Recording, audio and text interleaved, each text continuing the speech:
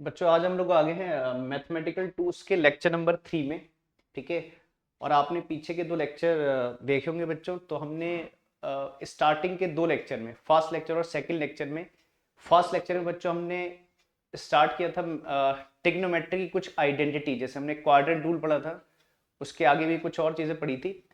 और second lecture में कुछ रिमेनिंग कुछ छोटी बातें बच गई थी ट्रिग्नोमेट्री की, तो हमने सेकंड लेक्चर में रिमेनिंग जो बच गई थी हमारी आइडेंटिटी किसकी, ट्रिग्नोमेट्री की, वो डिस्कस की थी। और फिर हमने एक बहुत इंपॉर्टेंट टॉपिक डिफरेंशिएशन डिस्कस किया था। और मैंने आपसे कहा भी था बच्चों कि फिजिक्स में डिफरेंशिएशन और इंटीग्रेशन का बहुत यूज होता है। आप न्यूमेरिकल्स करोगे, डेरिवेशंस करोगे, ठीक है, तो उनमें आपका मैथमेटिकल टूल्स का यूज होगा और सबसे ज्यादा यूज होगा इंटीग्रेशन और डिफरेंशिएशन। तो डिफरेंशिएशन बच्चों हमने कर लिया था। हाँ, एक चीज डिफरेंशिएशन में बच गई थी, मैंने आपसे कहा था कि चेन रूल। मैंने आपको प्रोडक्ट रूल तक बता दिया था बच्चों। और हमने कहा था कि डिफरेंशिएशन में एक रूल होता है, चेन रूल होता है। लेकिन उसके लिए मैंने आपसे कहा था कि पहले आप बेसिक डिफरेंशिएशन की प्रैक्टिस करिए। जब आप बेसिक डिफरेंशिएशन की प्रैक्टिस कर लोगे तो उसके बाद हम चेन रूल डिस्कस करेंगे। और ये भी एक बात मैंने बोली थी कि जब हम लोग इंटीग्रेशन कर लेंगे तो इंटीग्रेशन में उसे चेन रूल नहीं बोलते, लेकिन होता है चेन रूल जैसा ही। तो इंटीग्रेशन में भी चेन रूल जैसा एक रूल होता है। तो हमने कहा था कि जब हम लोग इंटीग्रेशन कर लेंगे तो इंटीग्रेशन के लास्ट में डिफरेंशिएशन और इंटीग्रेशन का चेन रूल पढ़ लेंगे। ठीक बच्चों। तो आज हम लोग स्टार्ट कर रहे हैं इंटीग्रेशन, और फिर इंटीग्रेशन के लास्ट में फिर हम चेन रूल जिसकी बात हम कर रहे हैं उसकी बात करेंगे। ठीक है, पहले बेसिक इंटीग्रेशन की बात कर लेते हैं। ठीक बच्चों, चलिए तो आज का टॉपिक हमारा इंटीग्रेशन। समझिएगा बच्चों। तो आज करेंगे हम स्टार्ट इंटीग्रेशन। तो इंटीग्रेशन क्या होता है? तो कहते हैं कि इंटीग्रेशन, जैसे हमने पढ़ा था कि डिफरेंशिएशन क्या होता है बच्चों, तो हमने कहा था कि डिफरेंशिएशन एक प्रोसेस होता है जिसमें हम किसी एक वेरिएबल में चेंज फाइंड करते हैं किसी दूसरे वेरिएबल के रेस्पेक्ट में। ठीक है। और जैसे मैंने कहा था कि अगर आप डिक्शनरी मीनिंग देखोगे, डिक्शनरी में इंटीग्रेशन और डिफरेंशिएशन का मतलब देखोगे, तो डिक्शनरी में डिफरेंशिएशन एक जनरल टर्म है ना, मैथ्स में नहीं और भी जनरली यूज की जाती है टर्म। तो डिफरेंशिएशन मतलब होता है तोड़ना, मतलब ब्रेक करना।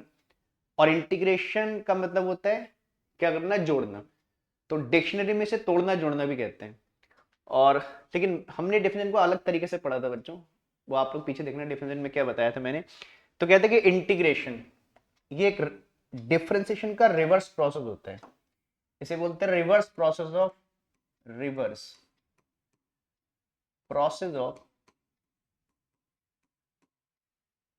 डिफरेंशिएशन। ठीक है, डिफरेंशिएशन के रिवर्स प्रोसेस को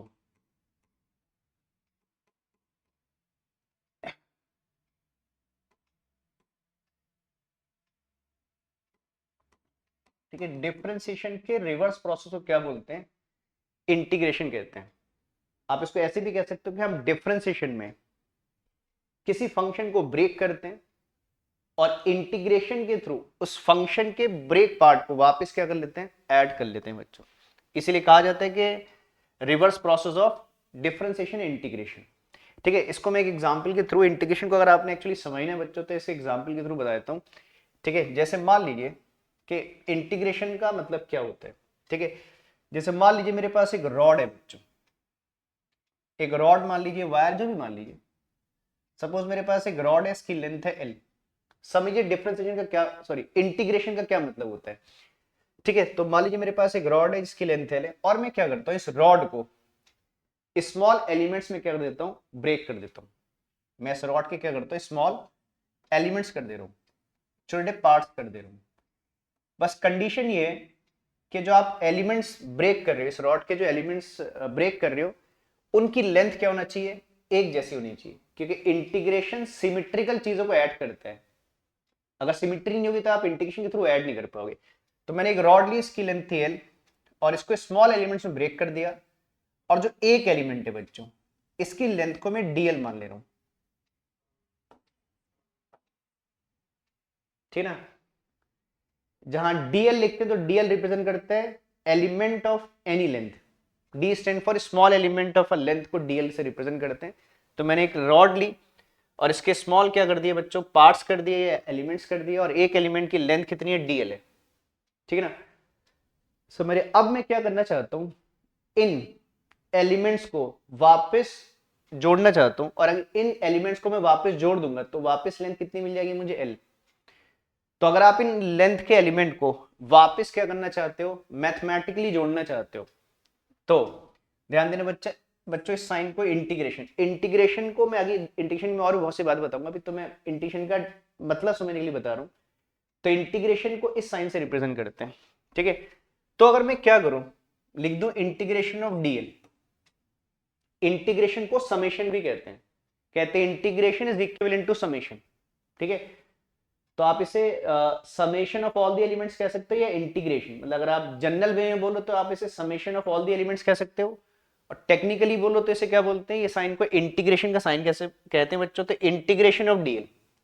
और जैसे मैंने कहा कि इंटीग्रेशन का मतलब है कि इन एलिमेंट को हम क्या कर रहे हैं, ऐड कर रहे हैं बच्चों, या जोड़ रहे हैं।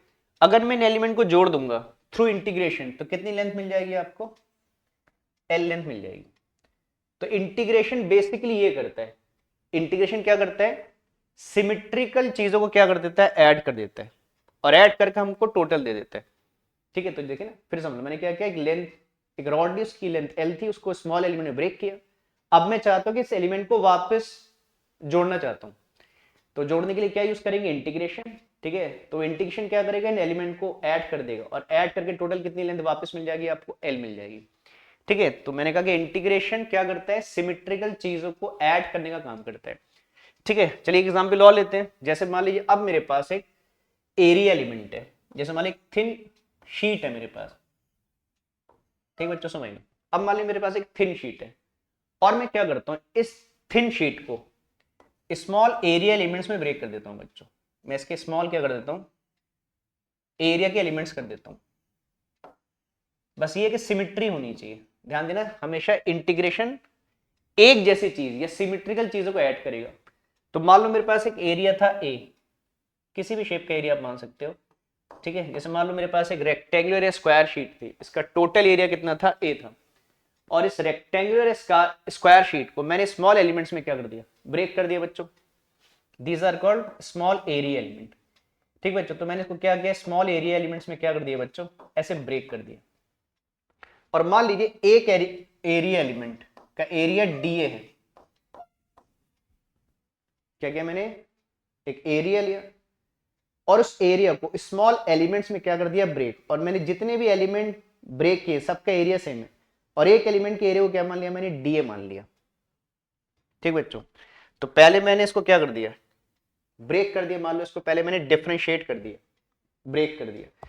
अब मैं क्या करना चाहता हूं, इनको वापस ऐड करना चाहता हूं, इन एलिमेंट को वापस ऐड करना चाहता हूं। तो अगेन हमने कहा कि अगर आप सिमेट्रिकल चीजों को ऐड करना चाहते हो तो उसके लिए क्या यूज करोगे, इंटीग्रेशन का साइन। तो अगर मैं इस पे ऐसे लिख दूं बच्चों, इंटीग्रेशन ऑफ डीए, ठीक है। तो जैसे मैंने ऊपर बोला, इसे क्या बोलेंगे, summation of all the elements, summation of all the element, या बोलेंगे इंटीग्रेशन ऑफ दीज डीए।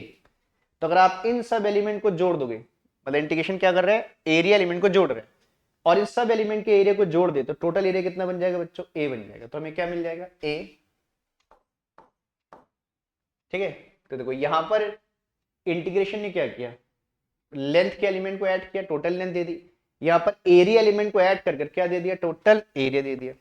चलो एक जब लेंथ की बात है एरिया की, तो वॉल्यूम की बात भी कर लेते हैं बच्चों, ठीक है। अब जैसे मान लीजिए कोई मैंने एक कोई सॉलिड ऑब्जेक्ट ले लिया, मान लो कि स्फेरिकल ऑब्जेक्ट लिया, एक स्फेयर है मान लो, ठीक बच्चों। मान लो मेरे पास एक सॉलिड क्या है, स्फेयर है, और मैं इस स्फेयर को क्या करता हूं, ब्रेक कर देता हूं स्मॉल वॉल्यूम के एलिमेंट्स में। मान लो इसका टोटल वॉल्यूम वी है, कितना है बच्चों, टोटल वॉल्यूम वी है।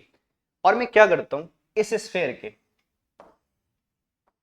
को क्या करता हूं, ब्रेक कर दे रहा हूं छोटे छोटे पार्ट्स में, ठीक बच्चों। मैं क्या करता हूं, इस स्फेयर को ब्रेक कर दे रहा हूं छोटे छोटे एलिमेंट्स में, ठीक है। तो मैंने पूरे स्फेयर को तोड़ दिया, किसमें, स्मॉल एलिमेंट में तोड़ दिया। टोटल वॉल्यूम वी था, और मैं मान ले रहा हूं, अब वो देखने में छोटे बड़े दिख रहे होंगे बच्चों, कोई बात नहीं, लेकिन मान के ये चल रहे हैं कि सब जितने भी एलिमेंट्स हैं मेरे बनाने में छोटे बड़े हो गए होंगे, लेकिन मेरी इंटेंशन वो नहीं है, हम ये मान के चल रहे हैं कि सब जितने भी एलिमेंट्स हैं सब कितने वॉल्यूम के हैं बच्चों? डीवी वॉल्यूम के एलिमेंट्स हैं। तो मैंने एक स्फीयर लिया और इस स्फीयर को ब्रेक कर दिया स्मॉल वॉल्यूम एलिमेंट्स में, इन्हें बोलेंगे है ना, लेंथ के एलिमेंट है, एरिया के एलिमेंट है, ये वॉल्यूम के एलिमेंट है। ठीक है, तो पहले मैंने इसको तोड़ दिया मतलब डिफरेंशिएट कर दिया। अब मैं क्या चाहता हूं कि इन सब एलिमेंट्स को वापस जोड़ना चाहता हूं, तो उसके लिए क्या कर दूंगा बच्चों? इंटीग्रेशन कर दूंगा। तो इंटीग्रेशन इस सब वॉल्यूम को जोड़ देगा और मुझे क्या दे देगा? Total volume. तो मैं क्या लिखूंगा बच्चों?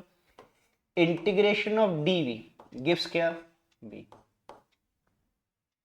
या तो आप इसे इंटीग्रेशन ऑफ डीवी बोल लो या summation of all the volume element give the volume B. ठीक है, तो ये मतलब है बच्चों क्या? इंटीग्रेशन का। तो इंटीग्रेशन के हेल्प से हम फंक्शंस को ऐड करते हैं, या अगर जनरल वे में बोले कि हम बहुत मैथमेटिकल उसमें नहीं जा रहे बच्चों। ठीक है, हम देखो बच्चों मैथ्स पढ़ रहे हैं फिजिक्स के यूज की, है ना। इंटीग्रेशन एक बहुत बड़ा टॉपिक है जो मैथ्स में पढ़ाया जाता है। हम तो इंटीग्रेशन को एक बेसिक तरीके से समझ रहे हैं। ठीक है, कि आपको इंटीग्रेशन का मतलब क्लियर हो जाए, क्योंकि हमें फिजिक्स में ऐसे ही करना है बच्चों, हमें कोई बहुत कॉम्प्लिकेटेड रूल नहीं लगाने फिजिक्स में। तो इससे इंटीग्रेशन का मतलब समझ रहे बच्चों। तो इंटीग्रेशन क्या करता है? आपका सिमेट्रिकल चीजों को क्या कर देगा? ऐड कर देगा। वो फंक्शंस हो सकते हैं, कोई लेंथ हो सकती है, कोई एरिया हो सकता है, कोई वॉल्यूम हो सकता है। ठीक बच्चों, तो this is the meaning of क्या?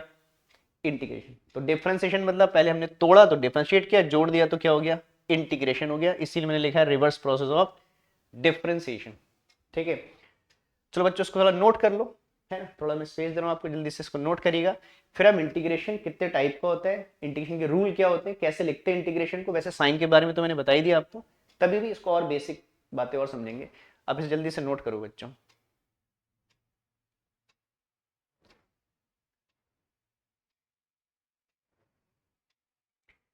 चलो चाहे नोट कर लिया होगा। और बच्चों किसी भी लेक्चर है ना, डायरेक्ट ऐसे लेक्चर 3 में मत जाओ, स्टार्टिंग से लेक्चर 1 से देखो, तभी किसी टॉपिक का यूज है बच्चों। आप बीच में लेक्चर देखोगे, पीछे की चीजें नहीं देखोगे, तो हर बेसिक बात के बारे में पता ही लगेगा ना। अब मैं बोल रहा हूँ कि रिवर्स प्रोसेस ऑफ डिफरेंशिएशन, और कोई बच्चा डिफरेंशिएशन जानता नहीं और इंटीग्रेशन में डायरेक्ट आ गया है, तो डिफरेंशिएशन को भी पहले बेसिक समझिए बच्चों। ठीक है, तो चलिए अब नेक्स्ट बात कर लेते हैं भाई कि इंटीग्रेशन के कितने टाइप्स होते हैं और क्या डिफरेंस है दोनों इंटीग्रेशन के टाइप्स में। ठीक है, तो इंटीग्रेशन के दो टाइप्स होते हैं बच्चों। टाइप्स ऑफ इंटीग्रेशन, इंटीग्रेशन का मतलब मुझे लगता है कि आपको क्लियर हो गया होगा बच्चों ना। तब इंटीग्रेशन की टाइप्स की बात करते हैं थोड़ा सा। तो types of integration, types of integration. तो इंटीग्रेशन दो टाइप का इंटीग्रेशन हम यूज करते हैं, या दो टाइप का इंटीग्रेशन होता है, ऐसे बोल लीजिए। एक होता है बच्चों इनडेफिनिट इंटीग्रल, इंटीग्रेशन को इंटीग्रल भी कहते हैं बच्चों शॉर्ट में। एक होता है इनडेफिनिट, इनडेफिनिट इंटीग्रल।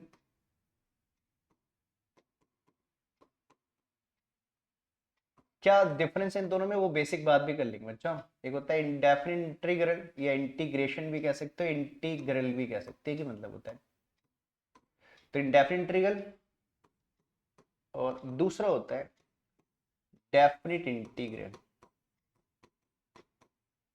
बाकी डेफिनिट इंडेफिनिट का मतलब तो समझते हो, इंटीग्रेशन में डेफिनिट इंडेफिनिट का क्या मतलब है, इसके बाद थोड़ा सा क्लियर करते हैं। ठीक है, तो इंटीग्रेशन दो टाइप का होता है, इंडेफिनिट और एक होता है डेफिनिट इंटीग्रल। ठीक है, तो इन दोनों में बहुत तरीके से आप डिफरेंस को समझ सकते हो। एक डिफरेंस में बेसिक डिफरेंस बता देता हूं बच्चों।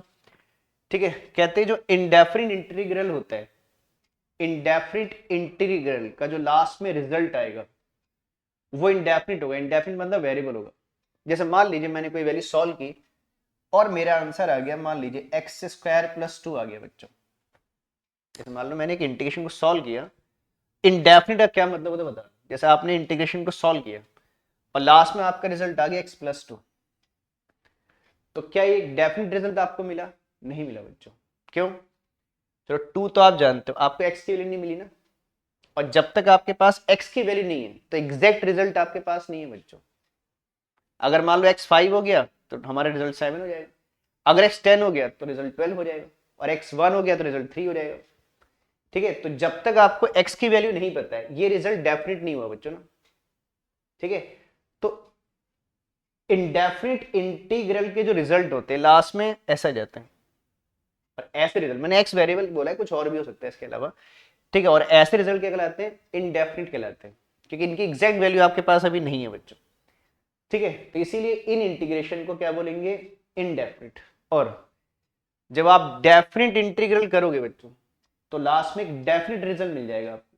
जैसे मान लो मैंने एक डेफिनिट इंटीग्रल को सॉल्व किया और लास्ट में वैल्यू 10 आ गई, लास्ट में वैल्यू 10 आ गई। अब जब ये वैल्यू 10 आ गई, तो अब इसके 11 या 9 होने का चांस नहीं है बच्चों। मैंने कहा ना इसके एक्स वेरी करेगा, वैल्यू वेरी कर जाएगी, वेरिएबल रिजल्ट है, इनडेफिनिट है। लेकिन मैंने कहा कि मैंने किसी इंटीग्रेशन को सही से सॉल्व किया, अब गलत सॉल्व किया तो अलग बात है, हमने सही सॉल्व किया और लास्ट में रिजल्ट मेरा 10 आ गया, ठीक बच्चों। तो 10 एक डेफिनेट वैल्यू होगी ना। अब मुझे पता लगेगा लास्ट रिजल्ट मेरा 10 है ना। अब ये नहीं कहूंगा कि 10 से कम भी हो सकता है, 10 से ज्यादा भी हो सकता है, यहाँ ये बात एप्लीकेबल है कि कुछ भी हो सकता है रिजल्ट, ठीक है। तो इसीलिए इनको क्या बोलते हैं बच्चों, डेफिनेट, क्योंकि इनका रिजल्ट लास्ट में क्या आता है, डेफिनेट आता है। तो जिनके रिजल्ट कांस्टेंट या डेफिनेट होंगे उन्हें डेफिनेट इंटीग्रल बोलेंगे, और जिनके रिजल्ट वेरिएबल या इंडेफिनिट होंगे उन्हें क्या बोलते हैं, इंडेफिनिट इंटीग्रल कहते हैं। और एक बात सुनना बच्चों, इंडेफिनिट के रूल ही किस में लगते हैं, डेफिनेट में लगते हैं, ठीक है। इंडेफिनिट के रूल ही डेफिनेट में लगते हैं। डेफिनेट में एक प्रोसेस थोड़ा चेंज हो जाता है, मतलब रिजल्ट को डेफिनेट बनाने के लिए थोड़ा सा प्रोसेस को चेंज कर देते हैं। तो रूल दोनों के लिए सेम ही है, ठीक है ना। तो रूल दोनों के सेम है। तो हमने पहले क्या सीखना है, इंडेफिनिट इंटीग्रल सीखना है। और जब इंडेफिनिट आ जाएगा तो एक थोड़ा सा एक स्लाइड चेंज आ जाएगा, वही प्रोसेस आपका फिर डेफिनिट बन जाएगा, ठीक है। तो अब स्टार्ट करेंगे किससे बच्चों, तो क्लियर हो गया सबको, जिनके रिजल्ट वेरिएबल, जिन इंटीग्रेशन के रिजल्ट वेरिएबल वो इंडेफिनिट, और जिस इंटीग्रेशन का रिजल्ट कांस्टेंट वो डेफिनिट, ठीक है। तो चलिए अब चलते हैं कि भाई इंटीग्रेशन को लिखते कैसे हैं। तो हम स्टार्ट किससे कर रहे हैं बच्चों, पहले इनडेफिनिट इंटीग्रल से स्टार्ट कर रहे हैं, ठीक है। तो हम स्टार्ट करेंगे किससे, इनडेफिनिट इंटीग्रल से स्टार्ट करेंगे, इनडेफिनिट इंटीग्रल। और मैंने कहा कि बच्चों इंटीग्रेशन से पहले थोड़ा डिफरेंशिएशन की अच्छे से प्रैक्टिस करो। मैंने आपको पीछे लेक्चर में बोला था कि जो बच्चे डिफरेंशिएशन कर लेंगे अच्छे से, उनको इंटीग्रेशन करने में कोई प्रॉब्लम नहीं आएगी, क्योंकि मतलब डिफरेंशियल इंटीग्रेशन बहुत ज्यादा डिफर नहीं होता है, एक जैसे कुछ चीजें होती हैं, ठीक है। ऐसा नहीं कि वो बिल्कुल अलग है, बिल्कुल अलग है। अब बोल भी रहे कि ये उसका रिवर्स प्रोसेस है, तो लिंक कर रही होंगी चीजें आपस में। तो बात करें पहले इंडेफिनिट इंटीग्रल या इंडेफिनिट इंटीग्रेशन भी कह सकते हो, शॉर्ट में इंटीग्रल ही बोला जाता है बच्चों। चलो इसकी बात करते हैं। तो पहले तो आपने समझना कि इंटीग्रेशन को रिप्रेजेंट वगैरह कैसे करते हैं, कैसे पहचानते हैं। जैसे याद है मैंने डिफरेंशिएशन में बच्चों क्या बोला था, किसी फंक्शन को डिफरेंशिएट करें तो कैसे लिखते हैं, D by D X of F X gives G X, बोला था ना बच्चों, ठीक है। तो ऐसे डी बाई डी एक्स को देखकर हम पहचानते हैं कि हम किसको डिफरेंशिएट कर रहे हैं, एफ एक्स को, किसके रेस्पेक्ट में, एक्स के रेस्पेक्ट में कर रहे हैं, ठीक है। तो ये हमें बताते हैं कि हम किसी फंक्शन को क्या कर रहे हैं, डिफरेंशिएट कर रहे हैं। और डिफरेंशिएट करने के बाद आपको एक नई वैल्यू मिल जाती है, तो फंक्शन चेंज होकर जी एक्स हो गया। वेरिएबल चेंज नहीं होता है, वैल्यू चेंज हो जाती है बच्चों। चलिए अब इंटीग्रेशन को कैसे पहचानेंगे, है ना। जैसे कोई लिखा होगा तो हम कैसे पहचानेंगे कि इंटीग्रेशन है। तो अभी मैंने पीछे इंटीग्रेशन का साइन बनाया था बच्चों, तो इसको ऐसे लिखते हैं, इसे पढ़ते हैं इंटीग्रेशन ऑफ एफ एक्स। ध्यान देना बच्चों, इसे क्या पढ़ते हैं, इंटीग्रेशन, इस साइन को इंटीग्रेशन का साइन पढ़ते हैं, ठीक है। तो कहते हैं इंटीग्रेशन किसका कर रहे हो बच्चों, इंटीग्रेशन किसी फंक्शन का कर रहे हो। अब फंक्शन कौन कौन से टाइप के होते हैं, हमारा किनका यूज है बच्चों ज्यादा, तो ये मैंने जब डिफरेंशिएशन स्टार्ट किया था, इसलिए मैं कह रहा हूँ पीछे के लेक्चर जरूर देखो बच्चों। जब मैंने डिफरेंशिएशन स्टार्ट किया तो बताया था कि फंक्शन तो बहुत से टाइप के होते हैं बच्चों ना, बताया था। फंक्शन एक्चुअली मैथ्स में पढ़ाया जाता है, मैथ्स में बहुत टाइप के फंक्शन होते हैं, लेकिन हम उन्हीं फंक्शन की बात करते हैं जो हमारे फिजिक्स में यूज होते हैं। दो मेन फंक्शन हमारे फिजिक्स में यूज होते हैं, पॉलिनोमियल और क्या आपका ट्रिग्नोमेट्री। बाकी मैंने दो फंक्शन के बारे में और बताया था, एक्सपोनेंशियल और क्या लॉगरिथमिक। तो उसके लिए पीछे के वीडियो देखिए बच्चों, हर जगह हर बात रिपीट करना पॉसिबल नहीं होती है, ठीक है। तो आप पीछे जाइए और देख लीजिए, इसमें कोई बहुत लंबा प्रोसेस नहीं है। हाँ, तो ये मैंने कहा देखो, हम इंटीग्रेशन किसका कर रहे हैं, किसी फंक्शन का। और फिजिक्स में इन जनरल किन फंक्शन की बात होगी, पॉलिनोमियल जहां बेस वेरिएबल पावर कांस्टेंट होगी, या ट्रिग्नोमेट्रिक फंक्शन की बात होगी, हमें उन्हीं से डील करने हैं, तो हम उन्हीं की बात करेंगे ज्यादा। तो क्या पढ़ेंगे इसको, डिफरेंशिएशन ऑफ एफ एक्स। अब किसके रेस्पेक्ट में कर रहे हैं, एक्स के रेस्पेक्ट में कर रहे हैं। ध्यान देना बच्चा, इसे पढ़ेंगे differentiation of F X with respect to X, ठीक है ना। एक बात ध्यान देना, जो वेरिएबल फंक्शन में उसी वेरिएबल के रेस्पेक्ट में क्या कर रहे हैं बच्चों, हम इंटीग्रेट कर रहे हैं। अगर ये एफ वाई होगा तो वाई के रेस्पेक्ट में करोगे, अगर ये टाइम का फंक्शन होगा तो आप टाइम के रेस्पेक्ट में करोगे, या जो भी वेरिएबल होगा। ठीक है, तो इसे पढ़ेंगे क्या, integration of F X with respect to X. जैसे यहाँ क्या पढ़ रहे थे, differentiation of F X with respect to X into में बच्चों गिव्स, जब आप इंटीग्रेशन करोगे, जब इसको इंटीग्रेट कर दोगे तो नया फंक्शन आ जाएगा, कुछ नई वैल्यू आ जाएगी, वेरिएबल चेंज नहीं होगा बच्चों। अगर वेरिएबल इधर एक्स है उधर भी एक्स ही आएगा, बस वैल्यू में थोड़ा स्लाइड चेंज आ जाएगा।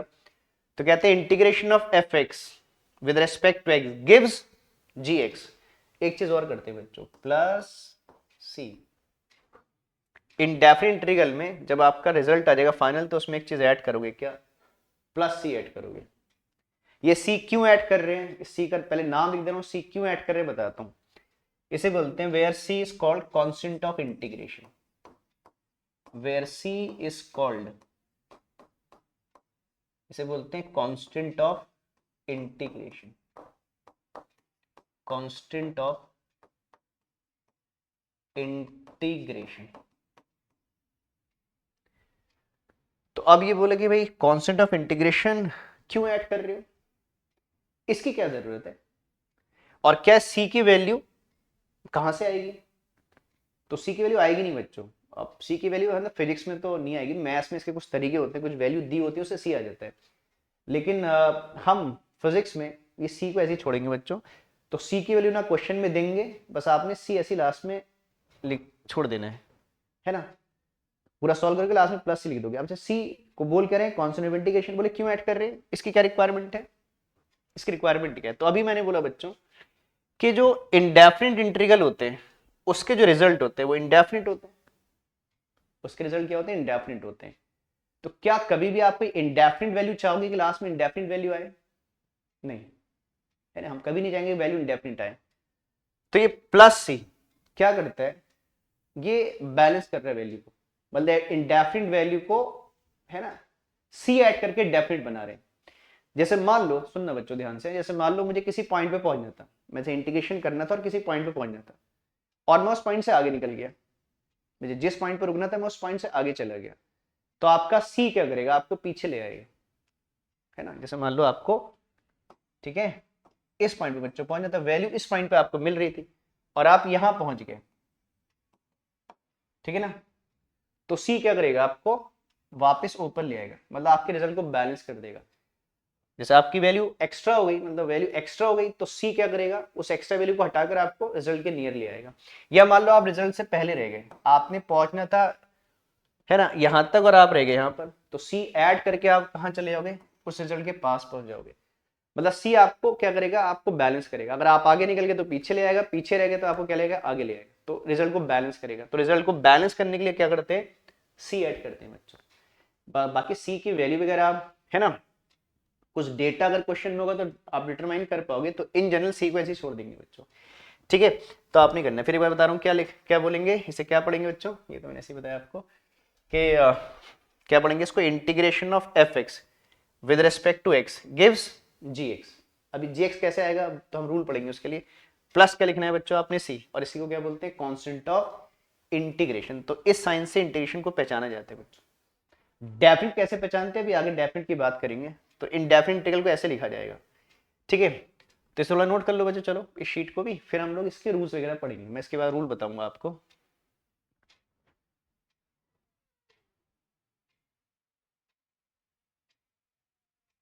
ठीक है, चलो अब चलते हैं कि इंटीग्रेशन करेंगे कैसे, इंटीग्रेशन होता क्या है, कितने टाइप का होता है, डेफिनेट का क्या मतलब है, इनडेफिनेट का क्या मतलब है, आप समझ गए।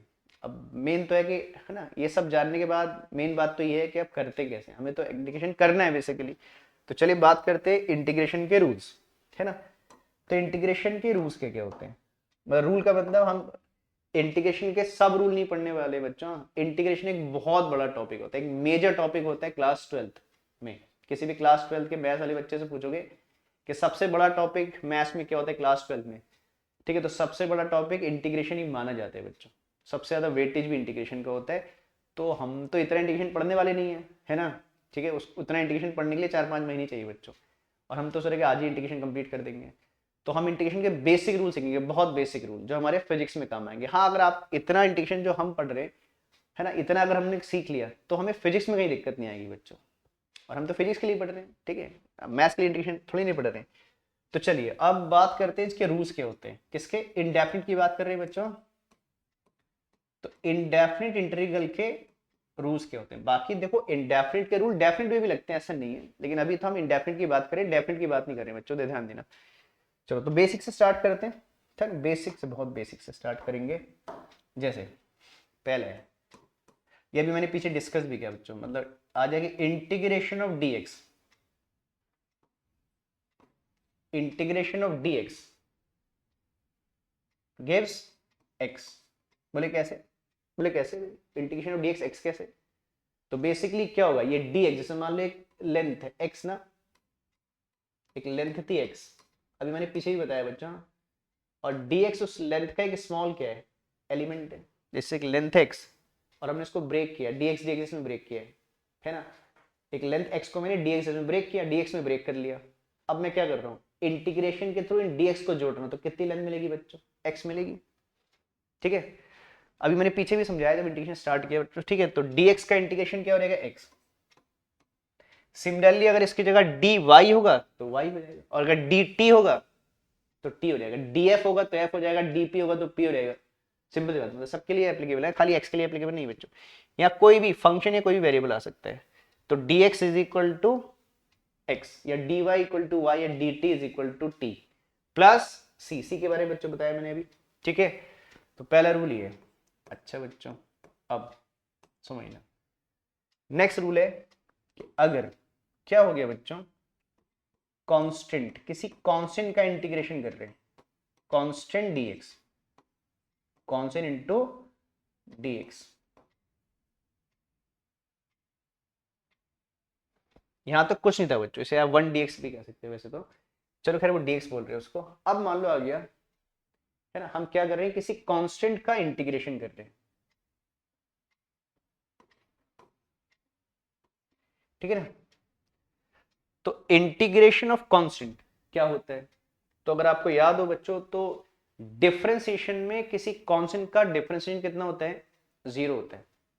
याद है हमने पढ़ा था डिफरेंस का पहला दूसरा रूल पढ़ा होगा कि differentiation of a constant is 0, लेकिन इंटीग्रेशन है बच्चों, डिफरेंशिएशन नहीं है। तो इंटीग्रेशन में क्या करेंगे, लीव दिस कांस्टेंट, इस कांस्टेंट को इंटीग्रेशन से बाहर लिख दोगे बच्चों। क्या करोगे, जो भी कांस्टेंट होगा, छोटा बड़ा कैसा भी कांस्टेंट हो, नेगेटिव पॉजिटिव जैसा भी कांस्टेंट का मतलब कांस्टेंट होता है कैसा भी हो, तो इस कांस्टेंट को हम बाहर लिख देंगे और किसको इंटीग्रेट करेंगे, dx को इंटीग्रेट करेंगे बच्चों। समझ रहे, कांस्टेंट को टेक इट आउटसाइड और इंटीग्रेशन ऑफ dx, ठीक है बच्चों। तो कांस्टेंट तो ऐसे ही रह जाएगा, इसको तो आपने ऐसे छोड़ दिया ना, लीव दी कांस्टेंट मैंने कहा। और dx का इंटीग्रेशन कितना रहेगा बच्चों, x, तो इंटू कितना रहेगा, x, और लास्ट में क्या लिख दोगे, प्लस सी। प्लस सी तो आपने बच्चों लिखना ही है, उसकी हेडिंग नहीं है, सी कहां से आएगा वो हेडिंग आपकी नहीं है, बस आपने लिखना है प्लस सी, ठीक है ना। चलिए अब बात करते हैं नेक्स्ट रूल की, बात समझ गए। तो कांस्टेंट को छोड़ना है ना। जैसे एक छोटा सा एग्जांपल बताता हूँ, जैसे मान लो एक छोटा एग्जांपल समझ लेते हैं बच्चों इसका। जैसे मान लो गया इंटीग्रेशन ऑफ 5 dx, क्या आ गया, इंटीग्रेशन ऑफ 5 dx, ठीक है बच्चों। फॉर एग्जांपल छोटा सा एग्जांपल है, तो 5 को तो आप आउटसाइड लिख दोगे बच्चों, और क्या लिखोगे, इंटीग्रेशन ऑफ dx, ठीक है। अभी सी नहीं लिखना है बच्चों, सी तब लिखना है जब रिजल्ट आ जाएगा आपको, उसके उसमें सी ऐड करना है, रिजल्ट में सी ऐड करना है, इंटीग्रेशन में ऐड नहीं करना है। तो देखो, ठीक है, तो आपने 5 को बाहर लिख दिया, ठीक है, तो 5 तो ऐसे कॉपी हो जाएगा, और dx का कितना आ जाएगा बच्चों, x आ जाएगा, और प्लस क्या लिख दोगे, c, ठीक है। तो इस रूल का मतलब ये है, ठीक है बच्चों, और ये हर किसी कॉन्सेप्ट के लिए एप्लीकेबल है, चाहे वो छोटा हो बड़ा हो, नेगेटिव पॉजिटिव, उससे मतलब नहीं है। चलो और बात करते हैं नेक्स्ट। अब जो नेक्स्ट रूल है बच्चों, ये हमारे लिए सबसे इंपॉर्टेंट है, क्योंकि फिजिक्स में सबसे ज्यादा इसका यूज है, ठीक है। तो ये है इंटीग्रेशन ऑफ x की power n dx, integration of x की पावर n इंटू dx, ठीक बच्चों, x की पावर n इंटू dx।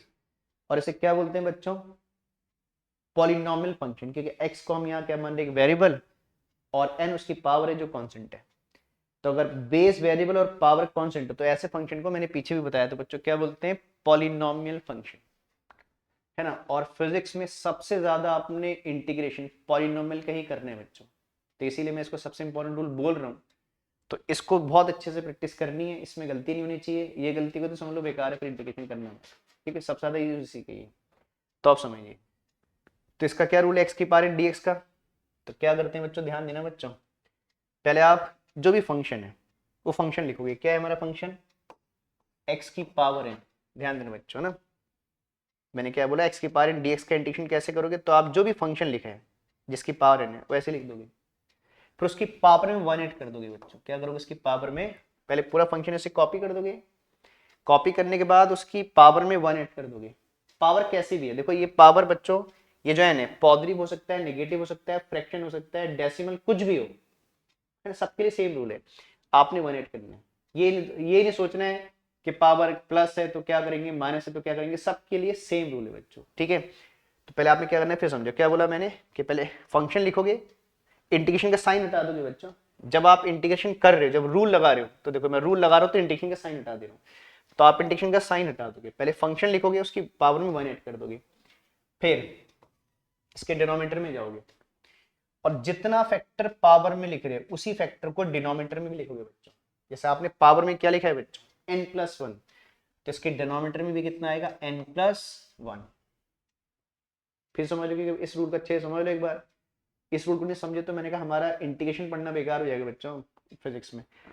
क्या करना है, पहले जो भी फंक्शन आपको दिख रहा है फंक्शन लिखना है, फिर उसकी पावर में 1 ऐड कर देना है, ठीक है, न्यूमरेटर में काम करना है, फिर डिनोमिनेटर में जाना है, और जितना फैक्टर आप पावर में लिख रहे हो बच्चों वही फैक्टर आप इसके डिनोमिनेटर में भी लिखोगे, और प्लस क्या लगा दोगे, सी। बात समझ रहे हो।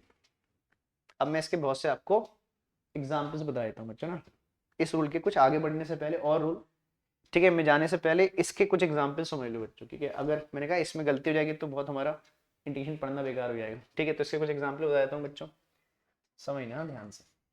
चलो इसे एग्जाम्पल बताता हूँ, जैसे छोटा सा, या साइड में कुछ एग्जाम्पल बता दे रहा हूँ, जैसे इंटीग्रेशन ऑफ एक्स की पावर 3 dx।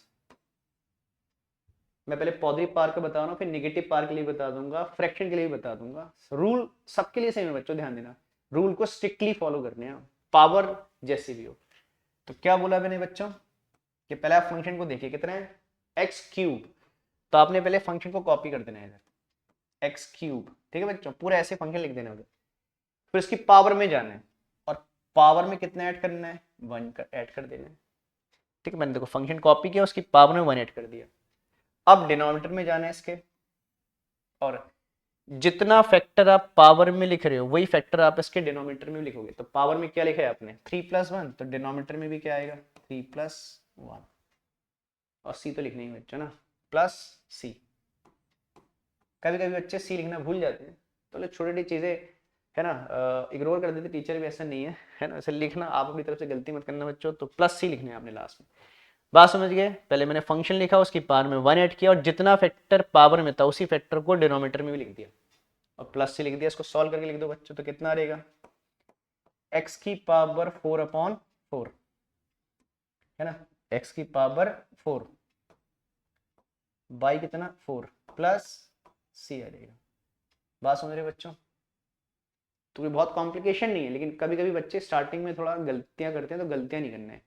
मैं पहले से बार बार आपसे कह रहा हूँ, कभी भी कोई नई चीज पढ़ रहे हो बच्चों, तो पहला क्वेश्चन बहुत ध्यान से करो, चाहे कितना भी टाइम लग जाए पहले में समझने में। एक बार आपने कॉन्फिडेंटली किसी चीज को कर लिया तो फिर गलतियां नहीं होंगी बच्चों, तो स्टार्टिंग में गलतियां नहीं होनी चाहिए, ठीक है। फिर तो आप फ्लो में भी करोगे, शॉर्टकट्स बना लोगे, जल्दी जल्दी करोगे, इतना लिखने की जरूरत नहीं, ओरली कर देते हैं बच्चे इसको ना। चलो एक आध एग्जाम्पल और समझ लेते हैं, कुछ नेगेटिव पावर का समझ लेते हैं। जैसे मान लो आ गया 1/x² dx आ गया बच्चों, कितना आ गया, 1/x² dx। तो ध्यान देना बच्चों, ये रूल डिनोमिनेटर के लिए नहीं होते हैं, ये आपने रूल कब लगा रहा है, जब फंक्शन न्यूमरेटर में होगा। तो आपने पहले क्या करना है, इसको डिनोमिनेटर से न्यूमरेटर में लाना, ठीक है। और एक बात ध्यान देना, जब तक आप सिंप्लीफिकेशन कर रहे हो, इंटीग्रेशन का रूल नहीं लगा रहे हो, जब तक आप इंटीग्रेशन का साइन आगे से बच्चों लगाओगे, बहुत से बच्चे क्या करते हैं साइन हटा देते हैं, तो नहीं, जब तक आप सिंप्लीफाई कर रहे हो इंटीग्रेशन का साइन लगाओगे। हाँ जब रूल लगाओगे तो हटा दोगे इंटीग्रेशन का साइन, तो अब ये साइन लगेगा बच्चों ऐसे ही। और देखो x को डिनोमिनेटर से न्यूमरेटर में शिफ्ट कर दोगे तो x की पावर कितनी जाएगी, बहुत बेसिक सी बात बच्चे सब जानते हैं, -2 dx।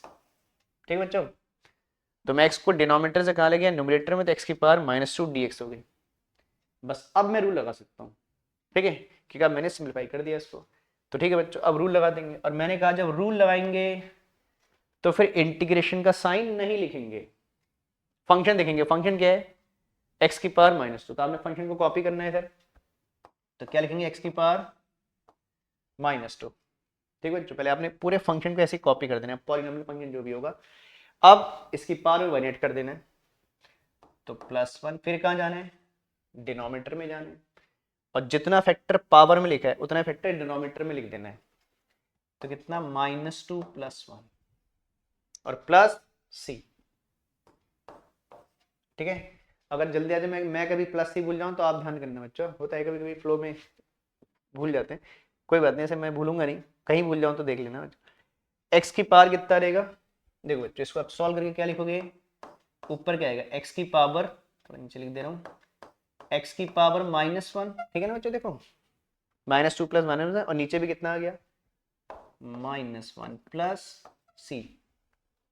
अब देखो फिर ऐसे नेगेटिव पावर को न्यूमरेटर में नहीं छोड़ते बच्चों, कहाँ ले जाते हैं, डिनोमिनेटर में। तो x की पावर -1 को नीचे लाओगे तो x की पावर 1 हो जाएगी, और माइनस को आगे से लिख देंगे। तो फाइनली आप इसको ऐसे लिख सकते हो बच्चों, -1/x + c। बाकी देखो इतनी बेसिक कैलकुलेशन सब बच्चे जानते हैं ना, तो इतना रहेगा बच्चों, है ना। देखो ना, ये माइनस को मैंने आगे से लगा दिया, और इसको मैं 1/x + c करके मैंने लिख दिया बच्चों। ठीक है, तो इस रूल को बच्चों, बाकी तो अभी मैं क्वेश्चन कराऊंगा, अभी तो मैं रूल के साथ साथ एक दो क्वेश्चन बता रहा हूँ कि आपको रूल में डाउट न रहे बच्चों। ठीक है, और ये रूल सबसे ज़्यादा इंपॉर्टेंट है हमारे लिए, फिजिक्स के लिए ना बच्चों, मैं मैथ्स की बात नहीं कर रहा हूँ। ठीक है, तो इस रूल में गलतियाँ नहीं करनी है आपने। ठीक है, तो ऐसे ही अभी तो बहुत से क्वेश्चंस करेंगे, तो इतना नोट कर लो पहले बच्चों। ठीक है, फिर थोड़े से और रूल बच्चे भी और उसकी बात करते हैं, आप इसे नोट करो जल्दी से पहले।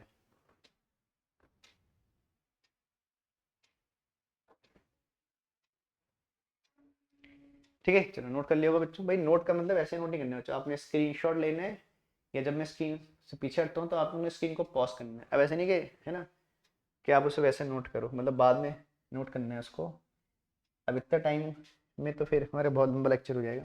अब सुनो बच्चों, ठीक है, तो पॉलिनोमियल वाला रूल समझ गए। चलो अब कुछ ट्रिग्नोमेट्रिक फंक्शन की बात कर लेते हैं।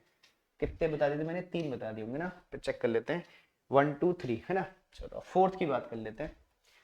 अब नेक्स्ट है, फोर्थ में चले जाते हैं। ये आता है वही, ट्रिग्नोमेट्री में 3 बेसिक की बात करनी है। Integration of sine X with respect to X.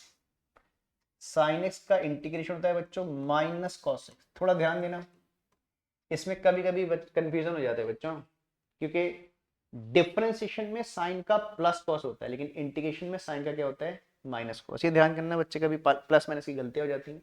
ठीक है, तो थोड़ा सा केयर रखना। तो integration of sine X is minus cos X. अब फिर आता है integration of cos X DX. तो कॉस एक्स का इंटीग्रेशन होता है साइन एक्स। तो देखो उल्टा है ना बच्चों डिफरेंशिएशन से, जबकि डिफरेंशिएशन जब हमने पढ़ा था तो डिफरेंशिएशन में कॉस का माइनस साइन था, यहाँ प्लस साइन हो गया। ठीक है, तो डिफरेंशिएशन और इंटीग्रेशन में साइन का रिवर्स है बच्चों, वो ध्यान देना। चलो अब नेक्स्ट बात करते हैं। देखो 10 के इंटीग्रेशन की जरूरत नहीं, क्योंकि 10 का इंटीग्रेशन करोगे लॉग आएगा, और लॉग वाली चीज अब है नहीं, तो मैं 10 में नहीं जा रहा हूँ बच्चों। लेकिन एक बात समझो, आपको याद होगा हमने 10x का डिफरेंशिएशन किया था, तो कितना लिखा था, sec²x, और हमने कहा कि देखो डिफरेंशिएशन इंटीग्रेशन का रिवर्स प्रोसेस है। तो जैसे डिफरेंशिएशन में 10x का डिफरेंशिएशन sec²x होता है, तो यहाँ उल्टा होता है बच्चों, अगर sec²x को इंटीग्रेट करोगे 10x आ जाएगा, इसलिए रिवर्स प्रोसेस कहते भी है। तो अगर हम क्या बोलें, अगर हम sec²x को क्या कर दें, sec² dx कर दें, तो कितना आएगा बच्चों, 10x। वैसे इसकी रिक्वायरमेंट भी बहुत ज्यादा नहीं है, लेकिन मैं इसलिए बता दी कि हमने जब 10 का sec² लिखा था, तो फिर यहाँ उल्टा भी लिख देते हैं, कोई बात नहीं। इसका बहुत ज्यादा फिजिक्स में यूज नहीं होगा, आपके यूज होगा साइन एंड कॉस। हाँ साइन कॉस का बहुत यूज होगा बच्चों, ये ध्यान देना। 11 क्लास के चैप्टर में ऑसिलेशन वेव्स में साइन कॉस बहुत आएगा, क्लास 12 के चैप्टर में जब जाओगे, ईएम वेव्स में जाओगे, एसी में जाओगे, ठीक है, बहुत से चैप्टर में आपको इनका यूज दिखेगा। ठीक है, तो साइन कॉस का ज्यादा ध्यान करना है, ये आप नहीं भी ध्यान रखोगे चलेगा, क्योंकि इसका ज्यादा यूज नहीं होता है। ठीक है बच्चों, एक चीज और बता दे रहा हूँ, सॉरी ये नंबर 6 था। अब एक चीज और बात समझो बच्चों, मैंने वैसे तो कहा था कि लॉग का यूज है नहीं बच्चों, जैसे आपको याद होगा मैंने फिर भी लिख दिया था, मैंने कहा यार चलो एक्स्ट्रा रूल समझने से कोई दिक्कत नहीं है। तो आपको याद होगा हमने डिफरेंशिएशन में लिखा था कि log x का डिफरेंशिएशन 1/x होता है, ठीक है ना, तो यहाँ उल्टा है बच्चों। अगर कहीं पर 1/x आ जाए, क्या आ जाए, 1/x आ जाए, एक बात सुनना बच्चों, dx। अब बहुत से बच्चे क्या करेंगे, इसको सुनो बच्चों, बहुत से बच्चे क्या करेंगे, इस x को ऊपर ले जाएंगे, इस x को ऊपर ले जाएंगे, x की पावर -1 और +1 -1 कर देंगे। तो एक बात ध्यान देना बच्चों, अगर कोई वेरिएबल डिनोमिनेटर में और उसकी पावर 1 है, उसकी पावर 1 है, तो उसे न्यूमरेटर में शिफ्ट नहीं करना है इंटीग्रेशन के लिए। हाँ, अगर इसकी पावर अदर देन 1 है, चाहे वो पॉजिटिव हो चाहे नेगेटिव हो, चाहे -1 हो -2 हो, या है ना आपकी 2 हो 3 हो 4 हो, तो चलेगा। लेकिन 1 पावर, मैं 1 के लिए स्ट्रिक्टली कर रहा हूँ, अदर देन 1 कोई पावर है तो फिर आप इसे न्यूमरेटर में ले जाइए और इससे पहले जो रूल हमने पढ़ा वो लगा दीजिए। लेकिन अगर 1/x है तो फिर इसे न्यूमरेटर में नहीं ले जाएंगे बच्चों। तो 1/x का इंटीग्रेशन होता है log x। वैसे इसकी रिक्वायरमेंट भी फिजिक्स में कहीं बहुत ज्यादा नहीं आएगी, लेकिन चलो जब हमने log x का लिखा था तो फिर हमने उसका उल्टे का भी लिख ही लेते हैं, इसमें ऐसी कोई बहुत बड़ी प्रॉब्लम नहीं है भाई, यूज नहीं आएगा तो कोई जरूरत नहीं है, इतना छोटी सी बात है कि ध्यान रख सकते हो आप, है ना बच्चों। तो इतने क्या होते हैं आपके इंटीग्रेशन में, मतलब इंटीग्रेशन के फिजिक्स में आने वाले रूल है। बाकी देखो इंटीग्रेशन एक बहुत बड़ा टॉपिक है, मैंने कहा बहुत से रूल होते हैं, वो क्लास 12 में मैथ्स में बताए जाते हैं बच्चों। ठीक है, तो इन रूल को भी जल्दी से नोट कर लो, और फिर हम लोग क्या करेंगे, कुछ इन पे बेस क्या करेंगे क्वेश्चन, और फिर उसके बाद क्या करेंगे, हम डेफिनेट इंटीग्रल करेंगे बच्चों, और डेफिनेट के बाद फिर मैं आपको, मैंने कहा था चेन रूल जो है वो बताऊंगा। ठीक है, तो इसे क्या कर ले बच्चों, जल्दी से नोट कर लीजिए, है ना, फिर इसका नेक्स्ट में क्वेश्चंस में चलेंगे।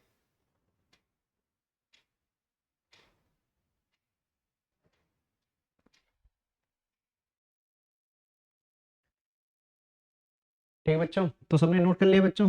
ठीक, तो इतने इसमें क्या है आपके रूल है। चलो अब चलते हैं इनके क्वेश्चंस की तरफ चलते हैं। ठीक है, पहले हम इनडेफिनिट कुछ क्वेश्चन कर रहे हैं, और इनडेफिनिट के क्वेश्चन करने के बाद फिर डेफिनिट पढ़ेंगे, फिर डेफिनिट के कुछ क्वेश्चंस करेंगे, लास्ट में भी चेन रूल डिस्कस करेंगे। चलो कुछ क्वेश्चन तो मैं साइड में इधर बता देता हूँ बच्चों, जैसे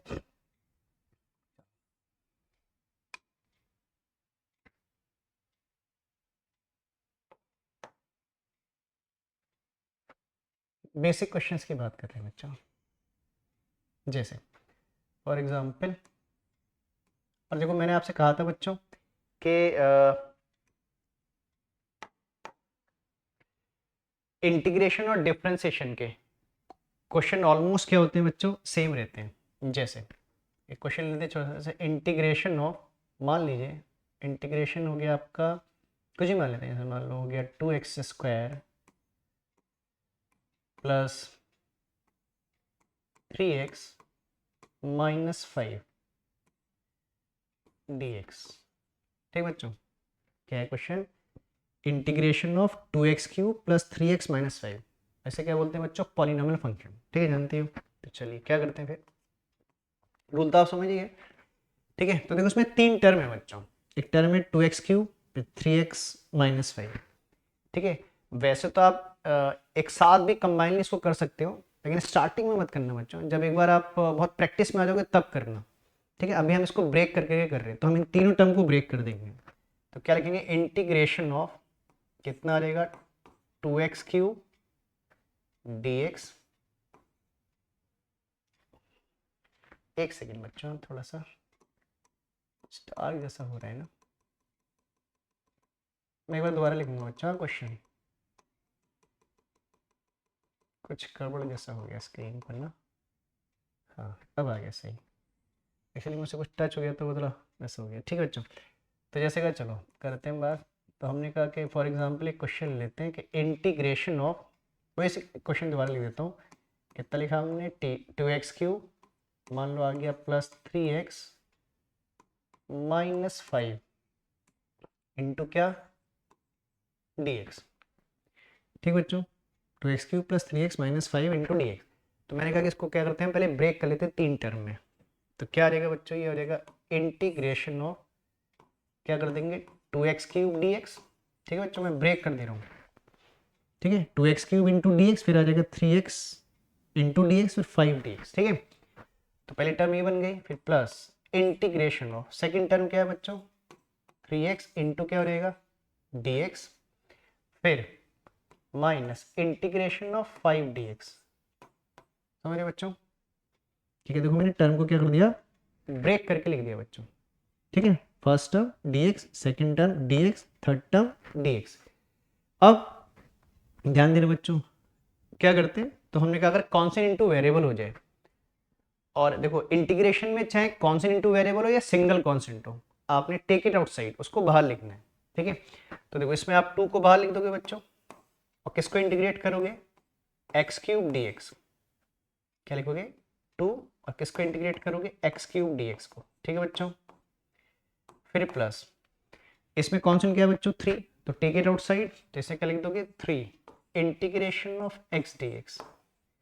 ठीक बच्चों, और अगर सिंगल कांस्टेंट भी है बच्चों, जैसे इसमें सिंगल कांस्टेंट है, कांस्टेंट के साथ वेरिएबल नहीं है, तो टेक इट आउटसाइड, इसको भी बाहर लाना है आपने, सिंगल वेरिएबल कांस्टेंट है तब भी, तो आ जाएगा -5 dx। ठीक बच्चों, अब क्या करेंगे, फिर इसको इंटीग्रेट कर देंगे बच्चों। ठीक है ना, और क्या रूल लगाएंगे, x की पावर n वाला रूल लगाएंगे बच्चों। ठीक है ना, x की पावर n वाला रूल लगाएंगे। ठीक है, तो क्या रहेगा, देखो क्या बताया था मैंने पीछे आपको क्या करेंगे, पहले फंक्शन लिखेंगे, इसे क्या पढ़ेंगे, x की पावर n, तो पहले आप फंक्शन लिखोगे x³, ऐसे कॉपी कर दोगे फंक्शन को। ठीक है ना, तो फंक्शन लिखेंगे, और उसकी पावर में कितना ऐड कर देंगे बच्चों, 1 ऐड कर देंगे। मैंने पीछे भी एग्जाम्पल बताया, पीछे की शीट में आपको इसके 1 ऐड कर देंगे। और फिर मैंने कहा कि जो फैक्टर डिनोमिनेटर में आ रहा है, उस सॉरी जो फैक्टर पावर में आ रहा है, उसी फैक्टर को डिनोमिनेटर में भी लिख देंगे, दैट इज व्हाट, 3 + 1। ठीक है, फिर प्लस, फिर क्या आएगा 3। ठीक है ना, और जब मैंने कहा था कि इंटीग्रेशन करोगे बच्चों, तो आप इंटीग्रेशन का साइन नहीं लगाओगे। देखो अब क्या हो गया, मैंने 3 कॉपी कर दिया ऐसी। अब x क्या है, x की पावर 1 डी है भाई, कुछ पावर नहीं है तो आप क्या मानते हो बच्चों से, 1 मानते हो, तो क्या रहेगा, x की पावर कितनी है, 1। ठीक है, पहले मैंने फंक्शन लिखा, और फंक्शन की पावर कुछ नहीं तो 1 लिख दिया, और इसमें 1 ऐड कर दिया, और जो फैक्टर पावर में, वही फैक्टर आप डिनोमिनेटर में भी लिखोगे, 1 + 1। ठीक बच्चों, माइनस, फिर आ जाएगा 5, है ना, और dx का इंटीग्रेशन कितना रहेगा बच्चों, x हो जाएगा। देखो मैं दिखा देता हूँ आपको, सबसे पहला रूल मैंने यही बताया था बच्चों, integration of dx x + c। ठीक है बच्चों, तो dx का कितना हो जाएगा आपका, x आ जाएगा, तो इंटू आ जाएगा x, और प्लस क्या लिख देंगे लास्ट में, c लिख देंगे बच्चों। बात समझ रहे हैं, तो प्लस c आ जाएगा बस। अब इसको सॉल्व कर लिए, देखिए कितना हो गया बच्चों, नीचे 3 + 1 4 हो गया, तो 2 से 4 कैंसिल कर लीजिएगा 2 टाइम, तो डिनोमिनेटर में 2 आ जाएगा, और x की पावर ऊपर 4 आ जाएगी, तो आ जाएगा x की पावर 4/2। ठीक है बच्चों, चेक कर लो, देखो 3 + 1 4, x की पावर 4, और 2 से 4 कैंसिल हो गया 2 टाइम, तो नीचे डिनोमिनेटर में 2 आ गया। इधर चेक करो बच्चों, 3 और 1 + 1 कितना हो गया, 2, तो कितना हो गया 3/2, पहले नंबर को लिख दीजिए, और x का क्या हो गया बच्चों, स्क्वायर, x का स्क्वायर माइनस, ये तो ऐसे कॉपी हो गया, फिर 5x + c। समझ रहे बच्चों, तो ये हमारा क्या आ गया, फाइनल रिजल्ट आ गया। तो देखो बच्चों, इंटीग्रेशन और डिफरेंशिएशन में, है ना, बहुत ज़्यादा डिफरेंस आपको नहीं दिख रहा होगा। ठीक है ना, ऑलमोस्ट डिफरेंशिएशन जैसे इंटीग्रेशन है, तो इसको नोट कर लो बच्चों, कुछ क्वेश्चन और करते हैं। ठीक है, और फिर उसके बाद हम डिस्कस करेंगे किसका, डेफिनेट इंटीग्रल के बारे में डिस्कस करेंगे। ठीक है, चलो मैं आपको इधर वाली शीट से दिखा देता हूँ, इससे पहले शीट जहाँ मैंने आपको रूल स्टार्ट किए थे। ठीक है, उसको भी नोट आउट कर लो जल्दी से। जैसे तो आप मैंने दिखा दिया एक बार शीट आपको, चलो फिर एक बार देख लो, और हमने एक क्वेश्चन भी कर लिया। चलो इसे नोट करो जल्दी से क्वेश्चन को, फिर नेक्स्ट क्वेश्चन में चलते हैं।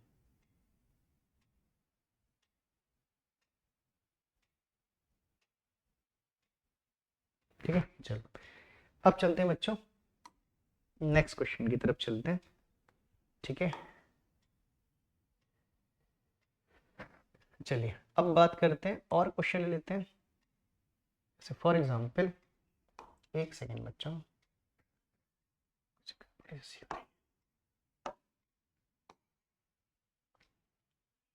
ठीक है। चलो एक आध एग्जांपल और ले लेते हैं, ठीक है बच्चों। जैसे इंटीग्रेशन ऑफ,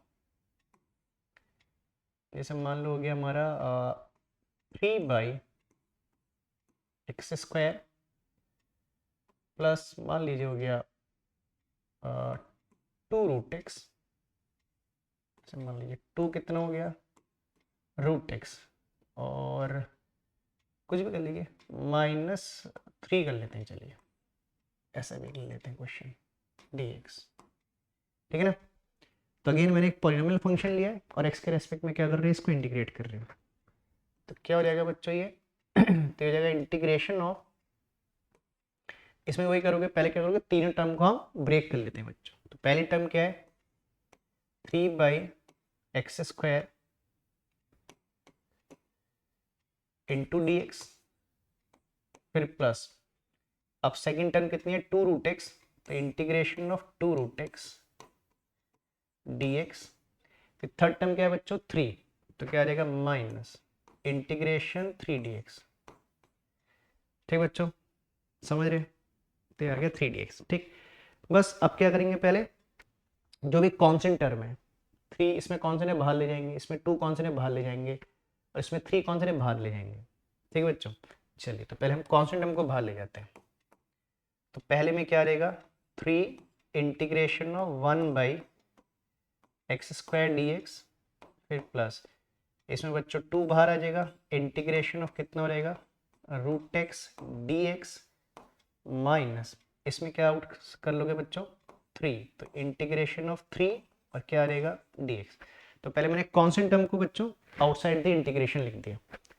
अब आपने क्या करना है बच्चों देखो जैसे मैंने कहा था कि रूल डिनोमिनेटर में नहीं लगाते बच्चों, जैसे 1/x², ठीक है, ठीक है। अगर मैंने कहा था देखो 1/x है तो log x होता है, लेकिन अदर देन 1 पावर है तो फिर आप इसे न्यूमरेटर में शिफ्ट करोगे। तो आप x² को पहले न्यूमरेटर में ले जाओगे, और पावर हमेशा न्यूमेरिक फॉर्म में लिखनी है। जैसे इसकी पावर लिखा है √x लिखा है, तो उस रूट को आप हाफ लिखो बच्चों, ठीक है, बाकी dx का तो x हो जाएगा, ठीक है। तो मैं दो काम कर रहा हूँ इस स्टेप में, क्या कर रहा हूँ, एक तो x² को न्यूमरेटर में ले जा रहा हूँ बच्चों, फिर इसकी पावर को हाफ लिखूंगा, ये ऊपर जाके x की पावर -2 हो जाएगी। अभी सॉल्व नहीं कर रहे बच्चों, और मैंने आपसे क्या कहा था, जब तक आप इंटीग्रेट नहीं कर रहे हो तो इंटीग्रेशन का साइन आगे से लगाते रहोगे बच्चों। तो जाएगा x की पावर -2 dx, ठीक है, प्लस 2 बाहर है, इसको लिख देंगे x की पावर कितना हाफ, रूट का मतलब हाफ होता है बच्चों, dx -3। और देखो इसको आप कर सकते हो बच्चों, इस dx का क्या कर दोगे x लिख दोगे, और जब आपने किसी भी एक फंक्शन को इंटीग्रेट कर दिया बच्चों तो प्लस सी भी लिख देना उस स्टेप में। अब इन दो का बाकी है, लेकिन आपने एक को भी इंटीग्रेट किया तो प्लस सी लिख दीजिए, तो dx का x हो गया, 3 ऐसे ही रहा, प्लस सी। बस अब क्या करेंगे बच्चों, इसको सॉल्व कर लेते हैं। इधर पर आप रूल लगा दोगे पॉलिनोमियल वाला, क्या करोगे, पहले फंक्शन लिखोगे, x की पावर -2 है तो x की पावर -2 को कॉपी करोगे बच्चों, फिर इसकी पावर में 1 ऐड कर दोगे, और जो फैक्टर पावर में लिख रहे हो उसी फैक्टर को डिनोमिनेटर में भी लिख दोगे, -2 + 1। अब आ जाओ सेकेंड टर्म में बच्चों 2 इंटीग्रेशन ऑफ, अब x की पावर क्या है हाफ, सॉरी इंटीग्रेशन नहीं लगाएंगे बच्चों, क्या करेंगे पहले फंक्शन लिखेंगे x की पावर हाफ, और इसमें क्या ऐड कर देंगे बच्चों 1, और इतने फैक्टर इसके डिनोमिनेटर में लिखेंगे हाफ प्लस कितना 1, ठीक है ना। इधर ऐसे कॉपी कर देंगे -3x + c ऐसे लिख देंगे बच्चों। बात समझ रहे हैं, थोड़ा सिंप्लीफाई कर लेते हैं इसको, तो कितना आएगा बच्चों, देखो ये x की पावर -1 और नीचे भी कितना रहेगा -1 आ जाएगा, है ना बच्चों। एक सेकेंड बच्चों, ठीक है। अब देखो तो यहाँ पर कितना आ जाएगा बच्चों, देखिए x की पावर -1 और नीचे भी कितना है x की पावर -1 आ जाएगा, ठीक है बच्चों। और यहाँ पर देखो x की पावर 3/2, नीचे भी कितना आ जाएगा 3/2, तो इसको ऐसे लिख देते हैं ना। चलो इस साइड लिख देता हूँ बच्चों मैं इसको, तो कितना रहेगा, ये हो जाएगा 3, ठीक बच्चों, x की पावर कितना -1, 3 इंटू ऐसे कर देते हैं x की पावर -1 अपॉन -1, ठीक है बच्चों, ठीक है। 3x की power minus one upon minus one, इधर आ जाएगा प्लस ट्वाइस, टू ऐसे ही रहेगा बच्चों, x की power 3/2, half plus one 3/2 upon नीचे भी कितना रहेगा 3/2, तो जाएगा इंटू एक्स की पावर 3/2 अपॉन कितना 3/2 आ जाएगा, और कितना रहेगा माइनस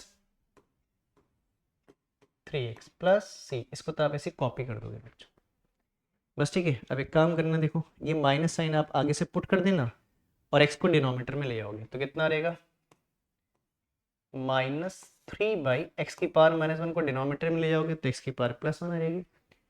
फिर इधर देखो बच्चों, देखो ये 2/3 क्रॉस हो जाएगा तो 2 ऊपर जाके 4 हो जाएगा, तो कितना रहेगा 4/3, ठीक है ना। और x की पावर कितनी रहेगी बच्चों 3/2, x की पावर 3/2 माइनस 3x प्लस कितना c, ठीक बच्चों। तो फाइनली हमारा रिजल्ट इतना आ जाएगा, ठीक है ना, -3/x, देखो ना ये माइनस आगे गया, इसको मैं डिनोमिनेटर में ले आया, ये 2 2 4/3 हो गया, x की पावर 3/2 ऐसी रहा, बाकी तो उसको आप सॉल्व कर चुके थे, तो प्लस कितना रहेगा c आ गया बच्चों, ठीक है। इसको भी नोट कर लो बच्चों जल्दी से। तो देखो जैसे मैंने आपसे पहले भी कहा था बच्चों कि अगर आप डिफरेंशिएशन की अच्छे से प्रैक्टिस करोगे तो इंटीग्रेशन आपको ईजी लगेगा, लगभग उसी फ्लो में हो रहा है जिस फ्लो में आप डिफरेंशिएशन करते हो, ठीक है। तो इसको भी नोट कर लो बच्चों जल्दी से। फिर मैं एक आध ट्रिग्नोमेट्री वाला क्वेश्चन ले लेता हूँ, फिर हम इसके बाद डेफिनेट करेंगे, क्योंकि डेफिनेट में भी यही करना है आपने बच्चों, ठीक है। तो आप इसे नोट कर लो जल्दी से।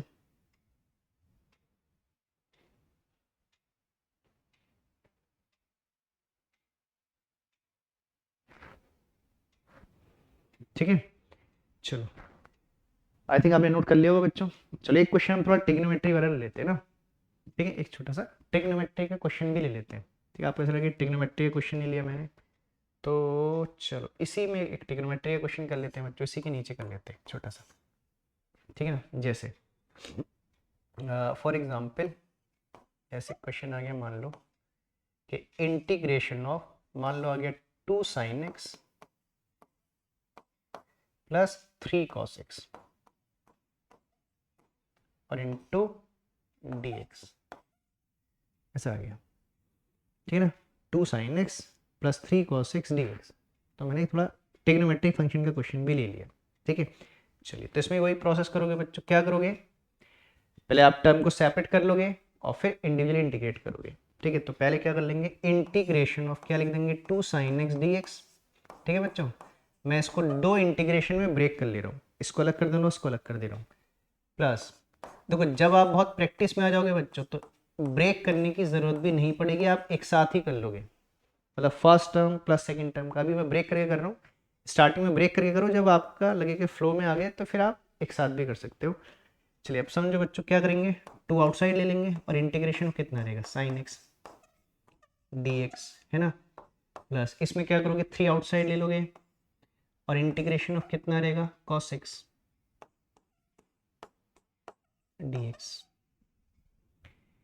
ठीक बच्चों। बस अब आपने sin x cos x का इंटीग्रेशन जानते हो बच्चों, तो sin x का कितना होता है बच्चों माइनस cos x, ठीक है ना, प्लस, ठीक बच्चों। साइन का याद रखना, साइन का डिफरेंशिएशन में कॉस होता है लेकिन इंटीग्रेशन में साइन का माइनस कॉस होता है बच्चों। अब आ गया कॉस ना, तो कॉस का क्या होता है बच्चों साइन एक्स होता है, ठीक है ना। कॉस का इंटीग्रेशन साइन एक्स होता है लेकिन कॉस का डिफरेंशिएशन माइनस कॉस होता है, तो ये प्लस माइनस का डिफरेंस होता है इंटीग्रेशन डिफरेंशिएशन में, इसको ध्यान देना बच्चों। और प्लस क्या लिख दोगे, ठीक है।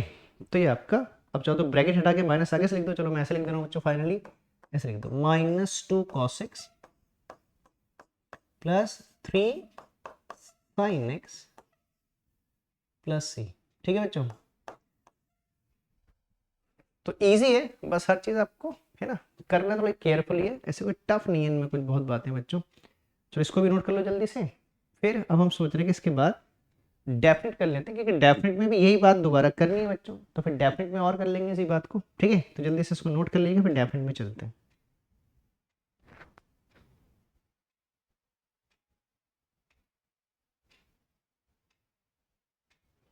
ठीक है। चलो इसको नोट कर लिया बच्चों आपने। चलिए अब चलते हैं कि डेफिनेट इंटीग्रल क्या होता है, डेफिनेट की तरफ चलते हैं बच्चों ना। एक सेकेंड है बच्चों, एक से पेन थोड़ा सा चल रहा है बच्चों।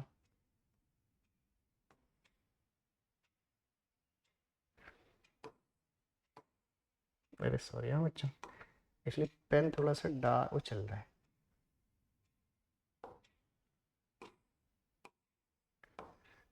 एक सेकेंड बच्चों, थोड़ा चेक कर रहा हूँ कि इतना पेन हैवी चल रहा है थोड़ा सा।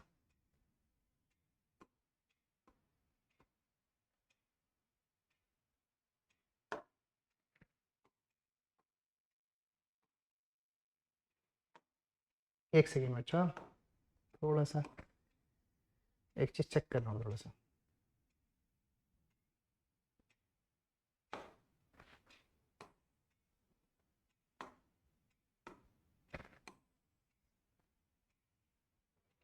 चलिए ठीक है,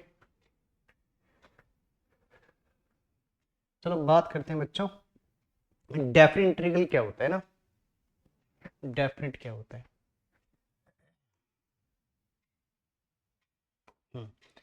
बात करते हैं कि डेफिनेट इंटीग्रल को कैसे लिखेंगे ना, इसको दूसरे क्लास में लिख लेते हैं। डेफिनेट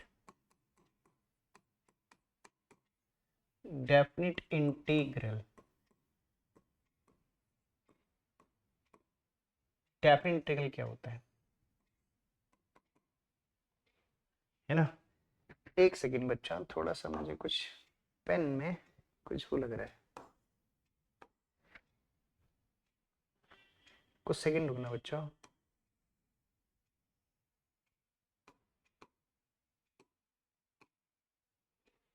चलिए आई थिंक थोड़ा ऐसा चल रहा है, ठीक है चलिए है, आपको लिखा समझ में आ रहा होगा।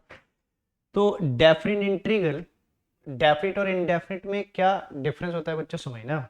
चलिए कैसे पहचानेंगे कि डेफिनेट है कि कैसे पहचानेंगे कि इनडेफिनेट है। तो डेफिनेट को कैसे लिखते हैं, तो सुनिए इसको कैसे लिखते हैं, इंटीग्रेशन ऑफ, जैसे हम इनडेफिनेट में क्या लिख रहे थे बच्चों, ऐसे लिख रहे थे, लिख रहे थे ना, इनडेफिनेट में हमने ऐसे लिखा, इसे क्या पढ़ते हैं, integration of F X with respect to X, ऐसे बोल रहे थे। अब एक मैं थोड़ा सा एक प्रोसेस में चेंज कर रहा हूँ बच्चों, एक चीज और लिख रहा हूँ जो डेफिनेट में होती है। अब मैं ऐसे लिख देता हूँ ए टू बी, क्या करते हैं, दीज आर कॉल्ड लिमिट्स। अब इसको ऐसे पढ़ते हैं, मैं बताता हूँ लिमिट का क्या मतलब है। इसको अब ऐसे पढ़ेंगे बच्चों, पहले मैंने क्या पढ़ा, इसे हमने पढ़ा integration of F X with respect to X, जब मैंने लिमिट नहीं लगाई थी। अब जब मैंने लिमिट लगा दी तो इसको क्या पढ़ेंगे, integration of F X with respect to X from A to B. अब इसे पढ़ेंगे कहां से कहां जा रहे हैं, ए टू बी। ये और बी क्या है बेसिकली बच्चों, ये एक्स, ये जो वेरिएबल जिसकी बात आप कर रहे हो एक्स की लिमिट्स है ना, इसे बोलते हैं लोअर लिमिट। मतलब एक्स कहां से कहां वेरी, लिमिट्स का मतलब एक्स कहां से कहां वेरी कर रहा है। तो एक्स कहां से कहां वेरी कर रहा है बच्चों, ए से बी की तरफ वेरी कर रहा है, मतलब ए से बी वेरी कर रहा है। जो इनिशियल वैल्यू होती है वो नीचे लिखते हैं, इसे बोलते हैं लोअर लिमिट, इसे क्या बोलते हैं अपर लिमिट। जैसे मान लो एक्स की वैल्यू 5 to 10 वेरी कर रही है, कितना 5 to 10, तो 5 उसकी लोअर वैल्यू है, 10 अपर वैल्यू है। तो 5 को कहां लिखोगे बच्चों, फुट में लिखोगे, इसे बोलते हैं लोअर लिमिट। तो 5 यहाँ लिखेंगे, 10 यहाँ लिखेंगे। तो जो इनिशियल वैल्यू होती है वो लोअर लिमिट में आती है, जो फाइनल वैल्यू होती है उसे वो किस में आती है, अपर लिमिट में आती है। तो इसको ऐसे पढ़ेंगे कि integration of F X with respect to X from A to B, मतलब एक्स वेरी कर रहा है ए से किसकी तरफ, बी तक वेरी कर रहा है, ठीक है। चलो तो ये एक चेंज है बच्चों। तो जब लिमिट लगी होंगी तो डेफिनेट होगा, जब लिमिट नहीं लगेंगे तो क्या होगा बच्चों, इनडेफिनेट होगा। तो इन लिमिट से पहचान है, जब लिमिट है तो डेफिनेट है, जब लिमिट नहीं है तो इनडेफिनेट है। चलिए अब क्या चेंज आएगा फिर प्रोसेस में। तो देखो बच्चों, जो आपने पीछे रूल लगाए ना, जैसे जो भी आपने polynomial function integration, trigonometric function के इंटीग्रेशन किए, तो वो तो सेम वही है। तो आप उसी रूल से एफ एक्स को क्या कर दोगे, इंटीग्रेट कर दोगे। तो आपने पहले एफ एक्स को क्या करना है, इंटीग्रेट। जैसे मान लो एफ एक्स को इंटीग्रेट करके मिल गया मुझे जी एक्स, है ना बच्चों, मैंने एफ एक्स को इंटीग्रेट किया, क्या आ गया, जी एक्स आ गया। तो पहले आपने इसको इंटीग्रेट करना है, रूल क्या लगाने, जो आपने अभी इंडेफिनिट के लिए रूल पढ़े उन्हीं रूल से इंटीग्रेट करना है। तो एफ एक्स को इंटीग्रेट करके क्या आ गया, जी एक्स। और जब इंटीग्रेट कर देंगे तो इंटीग्रेशन का साइन हटा देंगे बच्चों, और जो भी रिजल्ट आएगा उसको किस में लिखेंगे, स्क्वायर ब्रैकेट में लिखेंगे, ठीक है ना। एफ एक्स को इंटीग्रेट करके क्या आ गया मुझे, जी एक्स मिल गया। और इंटीग्रेशन का रूल वही जो भी आप लगा रहे थे क्वेश्चन में, तो इन्हीं रूल से इसको इंटीग्रेट कर लेंगे और जो भी रिजल्ट आएगा उसको किस में लिखेंगे, स्क्वायर ब्रैकेट में लिखेंगे। अब इस स्क्वायर ब्रैकेट के बाहर से राइट हैंड साइड में क्या लगा देंगे, लिमिट्स पुट कर देंगे। वही लोअर लिमिट को नीचे लिखेंगे, अपर लिमिट को ऊपर लिखेंगे। ठीक है बच्चों, lower limit is this called upper limit. ठीक है, अच्छा अब क्या करेंगे भाई, इन लिमिट्स का क्या करेंगे। तो मैंने कहा देखो ये लिमिट्स एक्चुअली ए और बी क्या है, ये एक्स की वैल्यूज है, ये एक्स की इनिशियल वैल्यू, एक्स की क्या है, फाइनल वैल्यू। तो अब आपने क्या करना है, इन लिमिट को सब्स्टिट्यूट करना है, किसमें, फंक्शन में सब्स्टिट्यूट करना है। तो पहले कौन सी लिमिट पुट करनी है, अपर लिमिट पुट करनी है। और लिमिट लगानी कहां पर है, जहां पर एक्स होगा फंक्शन में। अभी तो मैंने एक्स का मतलब वो फंक्शन ही लिखा है कि फंक्शन एक्स के टर्म में है। तो आप पहले अपर लिमिट लगाओगे, कहां लगाओगे, एक्स के प्लेस पर अपर लिमिट लगाओगे। ठीक है, तो पहले आप अपर लिमिट पुट करोगे तो क्या आ जाएगा बच्चों, जी ऑफ बी। मतलब जहां भी फंक्शन में एक्स होगा उसकी जगह क्या पुट कर दोगे, अपर लिमिट लगा दोगे। ठीक है ना, पहले अपर लिमिट लगा दोगे हर जगह पर जहां जहां भी एक्स होगा, फिर माइनस लिखोगे और फिर क्या पुट कर दोगे बच्चों, लोअर लिमिट। तो जहां जहां पर आपने पहले बी पुट किया था अब वहां पर क्या पुट कर दोगे, ए। मतलब वहां मतलब जहां जहां एक्स आ रहा होगा। ठीक है, तो आ जाएगा जी ऑफ ए। अब इसके क्वेश्चन उससे समझ जाओगे एग्जाम्पल से। ठीक है ना, तो क्या करेंगे, पहले अपर लिमिट लगाएंगे है ना, फिर क्या पुट करेंगे, माइनस पुट करेंगे, फिर क्या कर देंगे, लोअर लिमिट लगा देंगे बच्चों। ठीक है, इसमें प्लस ही नहीं आएगा। क्यों नहीं आएगा, क्योंकि मैंने आपसे कहा था कि इसको डेफिनेट इंटीग्रल क्यों बोल रहे हैं, मैंने पीछे ही बोला बच्चों कि इसके रिजल्ट क्या होंगे, डेफिनेट होंगे, फिक्स्ड होंगे। ठीक है, उनको बैलेंस नहीं करना है। तो इसकी एक फिक्स वैल्यू आ जाएगी, कॉन्स्टेंट वैल्यू। तो उसके लिए मुझे फिर सी ऐड नहीं करना होगा बच्चों, क्योंकि पहले से ही फिक्स्ड होगा। जैसे मैंने कहा था इनडेफिनेट को बैलेंस करने के लिए सी ऐड करते हैं, है ना। और ये तो खुद ही आपकी कॉन्स्टेंट वैल्यू देगा तो उसमें सी ऐड नहीं करना है बस। ठीक है, तो ये आपका एक चेंज है। बात समझ रहे हैं, रूल वही लगाने जो अभी हम पीछे लगा रहे थे, बस एक लिमिट वाली बात चेंज आई है। तो पहले इंटीग्रेट करना है, फिर बाहर से लिमिट लगा देनी है, लिमिट शो कर देनी है, फिर लिमिट पुट करनी है अपर लिमिट, फिर फंक्शन में क्या लगानी है, लोअर लिमिट। चलो बच्चों एक छोटे से एग्जांपल से कर लेते हैं। मैं एक छोटा सा बहुत एग्जांपल ले रहा हूँ, फिर एक थोड़ा बड़ा एग्जांपल भी ले लेंगे। ठीक है, पहले मैं एक दो पॉलिनोमियल के बताता हूँ, फिर एक दो मैं ट्रिग्नोमेट्रिक फंक्शन के लिए भी बता दूंगा। जैसे फॉर एग्जाम्पल एक छोटा सा क्वेश्चन ले लेते हैं ना। मान लो फॉर एग्जाम्पल क्या करते हैं, इंटीग्रेशन में बहुत छोटा सा एक क्वेश्चन ले रहा हूँ बच्चों। जैसे मान लो एक्स क्यूब डी एक्स और लिमिट मान लो 1 से 2, कोई भी लिमिट ले सकते हो बच्चों आप। ठीक है, तो इसे क्या पढ़ेंगे, integration of X cube with respect to X from 1 to 2। ठीक है, तो सबसे पहले क्या करना है बच्चों, आपने इस एक्स क्यूब को पहले इंटीग्रेट करना है। और कैसे इंटीग्रेट करना है, जो पहले हम कर रहे थे अभी, इसको इंटीग्रेट करना है। इंटीग्रेट करने के बाद लास्ट में क्या लगानी है, लिमिट लगानी है। तो पहले मैं इंटीग्रेट कर रहा हूँ बच्चों, और मैंने कहा था कि जब इंटीग्रेशन करोगे तो इंटीग्रेशन का साइन हटा दोगे। अब इंटीग्रेशन कैसे करते हैं जानते हो, पीछे कर रहे थे हम लोग। क्या करेंगे, पहले फंक्शन लिखेंगे, कितना है, एक्स क्यूब, इसमें क्या ऐड कर देंगे, 1 ऐड कर देंगे बच्चों। ठीक है, ये तो रूल है, इन्हें क्या बोलते हैं, पॉलिनोमियल फंक्शन। तो पॉलिनोमियल फंक्शन का क्या रूल है, क्या पहले फंक्शन लिखो, जो भी फंक्शन है उसकी पावर में 1 ऐड कर दो, और जो फैक्टर पावर में वही फैक्टर डिनोमिनेटर में लिख दो, मींस 3+1। और जो भी रिजल्ट आए उसे किस में लिख दीजिए, कि स्क्वायर ब्रैकेट में लिख दीजिए बच्चों। देखो ना मैंने स्क्वायर ब्रैकेट लगाया, और उसके राइट में क्या लिख दीजिए, लिमिट लिख दीजिए। लोअर लिमिट 1, अपर लिमिट क्या 2, है ना। अब इसे पहले सिंप्लीफाई कर लीजिए, जब सिंप्लीफाई हो तो लास्ट में लिमिट लगाएंगे।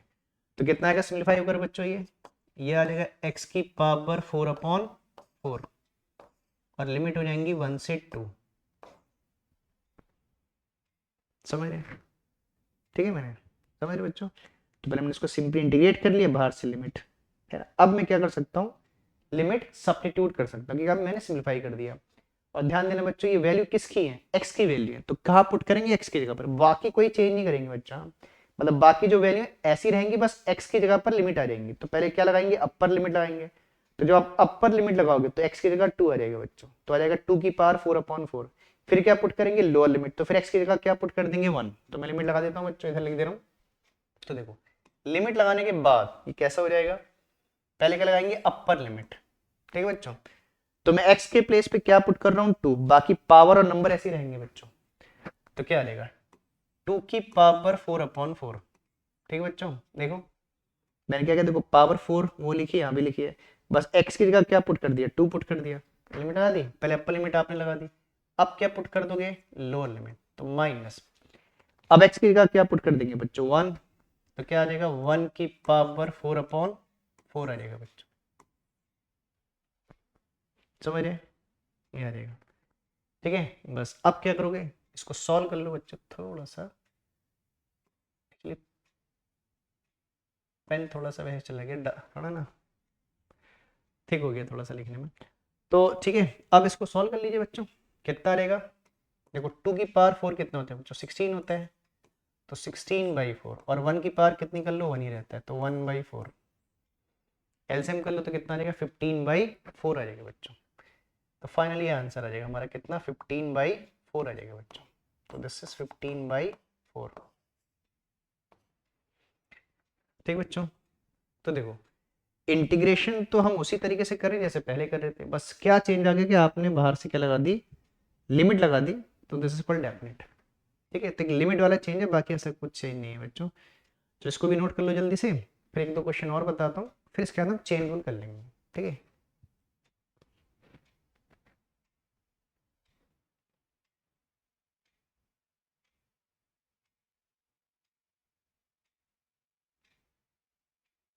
चलिए चलो एक आध छोटे क्वेश्चन और देख लेते हैं बच्चों। चलो अब नेक्स्ट उसमें चलते हैं बच्चों, नेक्स्ट में चलते हैं। चलो एक छोटा क्वेश्चन और लेते हैं बच्चों, फॉर एग्जाम्पल। ठीक है, अब थोड़ा सा बड़ा कर लेते हैं क्वेश्चन को। जैसे अब आ गया इंटीग्रेशन, लिमिट मान लो आ गया 2 to 3, 2 to 3 ऐसे मान लेता हूँ, मान लो आ गया 2x³ 2x³ प्लस कुछ ही मान लेते हैं, माइनस मान लो, चलो 2x³ माइनस 3x प्लस 1। ठीक है ना, ऐसा आ गया। ऐसे क्वेश्चन आप आगे करोगे बच्चों, काइनेमेटिक्स में जब है ना, काइनेमेटिक्स से क्वेश्चन करोगे तो ऐसे इंटीग्रेशन की जरूरत आपको पड़ेगी बच्चों। तो इसका यूज है आगे, हाँ ऐसे आपको करना है आगे भी जाके, अभी तो हम प्रैक्टिस करें, आगे इसको अप्लाई भी करेंगे। तो ठीक है बच्चों, क्या करते हैं, पहले हम इसको 3 टर्म में, अभी मैंने कहा आप टर्म को सेपरेट करके करो बच्चों, जब फ्लो में आ जाओगे, जब प्रैक्टिस में आ जाओगे तो फिर एक साथ भी कर सकते हो। ठीक है, तो अभी गलतियां ना हो इसलिए हम पहले अलग अलग करके कर रहे हैं। तो क्या करोगे, इसको पहले 3 इंटीग्रेशन में ब्रेक कर लो, 3 टर्म को अलग कर लो। तो क्या रहेगा, पहला बन जाएगा आपका 2x³ dx। ठीक बच्चों, 2x³ dx। फिर क्या रहेगा, लिमिट लगा दोगे 2 से कितना 3, फिर माइनस लिमिट 2 से 3, दूसरा टर्म क्या है आपका 3x है ना, फिर प्लस 2 से 3, और देखो 1 इंटू डी एस करो तो dx ही आ जाएगा बच्चों। 1 ds लिख दो, ds लिख दो, एक ही मतलब है। ठीक है ना, बस अब क्या करोगे, इंटीग्रेट कर लोगे। तो काम करते हैं, 2 को बाहर लिख देते हैं बच्चों, 2 को बाहर लिख दोगे। अब तो थोड़ा फ्लो में आ गए हो, तो अब मैं सीधे कर देता हूँ x³ का कर देता हूँ। ठीक है, देखो ना बच्चों, मैंने क्या बोला, 2 को तो आप छोड़ दोगे, तो 2 को मैंने छोड़ दिया। अब x³ का करोगे तो मैं एक ब्रैकेट लगा के x³ को कर देता हूँ। क्या आएगा, पहले फंक्शन लिखोगे, उसकी पावर में 1 ऐड कर दोगे, और नीचे भी पावर +1 आ जाएगा। ठीक बच्चों,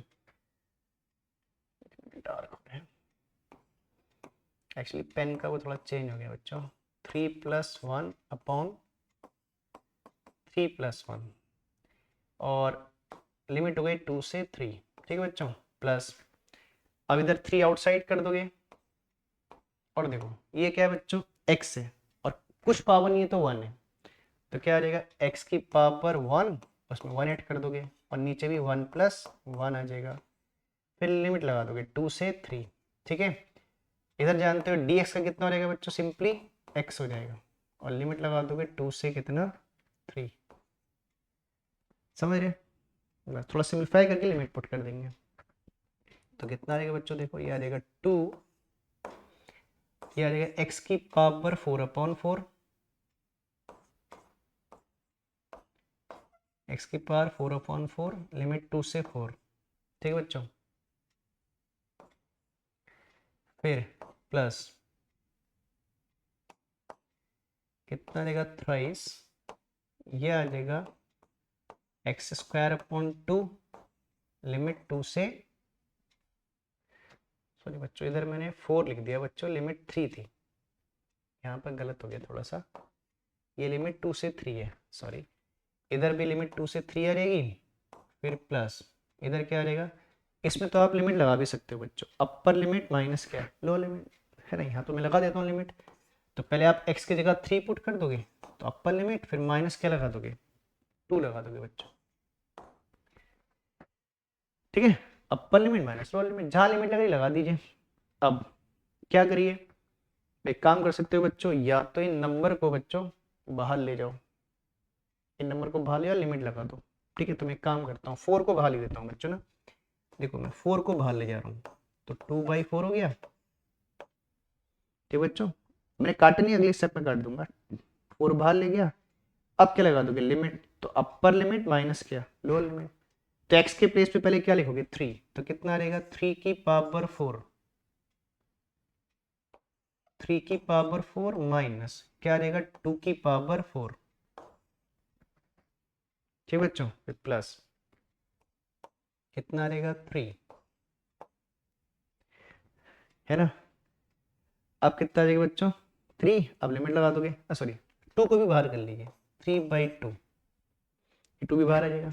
अब लिमिट लगा दीजिए, कहाँ पर लगाओगे बच्चों x की जगह पर, तो आएगा देखो पहले x की जगह 3 पुट करोगे 3 का स्क्वायर आ जाएगा, फिर x की जगह 2 पुट करोगे 2 का स्क्वायर हो जाएगा, तो आ जाएगा x का सॉरी x की जगह 3 पुट करेंगे तो आ जाएगा 3 का स्क्वायर, ठीक है ना बच्चों। पहले मैंने x की जगह देखो 2 तो मैंने बाहर कर दिया, अब x की जगह 3 पुट किया तो 3 का स्क्वायर, फिर x की जगह क्या पुट कर देंगे बच्चों, देखो लोअर लिमिट लगाएंगे तो 2 आ जाएगा, तो 2 का स्क्वायर, ठीक है ना।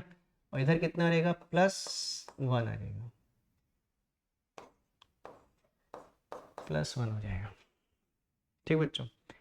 बस करो सॉल्व कर लीजिए, कितना रहेगा देखो, ये तो 1/2 हो गया, बाहर से 1/2 आ जाएगा, 3 की पावर 4 कितनी हो जाएगी, तो 81 हो जाती है बच्चों, जानते हो 81 माइनस 2 की पावर 4 कितना हो जाएगा 16 हो जाएगा, प्लस 3/2, इधर कितना रहेगा बच्चों 3 का स्क्वायर 9, 9 माइनस 4 और ये क्या आ जाएगा +1 आ जाएगा, बस मेरे, ठीक है।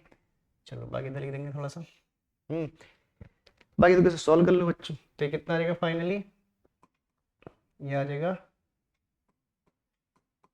हाफ, है नहीं, ये आ जाएगा बच्चों हाफ, और ये कितना रहेगा देखो, है ना। अब 81 में से कितना माइनस कर लो बच्चों 16 माइनस कर लो, तो कितना रहेगा 65 आ जाएगा ना बच्चों, तो ये आ जाएगा हाफ इंटू 65, ठीक बच्चों ना।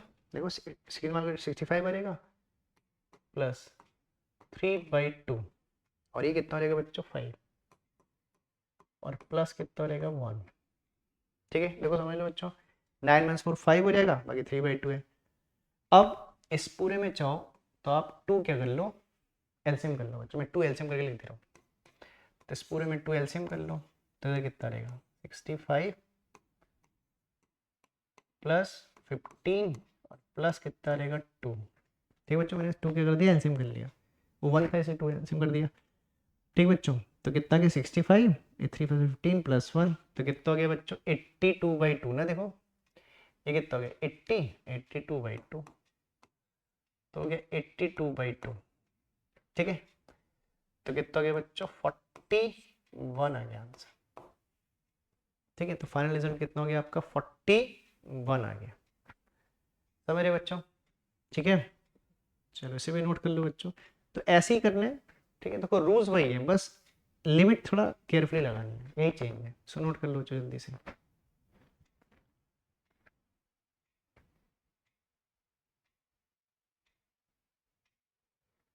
ठीक है। चलो कर लेगा आपने, चलो अब इसी के नीचे एक छोटा सा एक ट्रिग्नोमेट्री का क्वेश्चन भी कर लेते हैं, चलो ठीक है। क्या करते हैं ट्रिग्नोमेट्री का क्वेश्चन भी कर लेते हैं, जैसे ऐसा कर लेते हैं, जैसे मान लीजिए फॉर एग्जांपल आ गया, मान लीजिए इंटीग्रेशन ऑफ 0 से π/2, ध्यान देना बच्चों ट्रिग्नोमेट्रिक फंक्शन में जो लिमिट होंगी वो एंगल के टर्म में होंगे, क्योंकि ट्रिग्नोमेट्रिक फंक्शन के आगे से क्या लिखते हो, एंगल लिखते हो, तो हम लिमिट्स को एंगल के फॉर्म में लिख रहे हैं। और मान लीजिए ये है cos x plus sin x, ठीक है,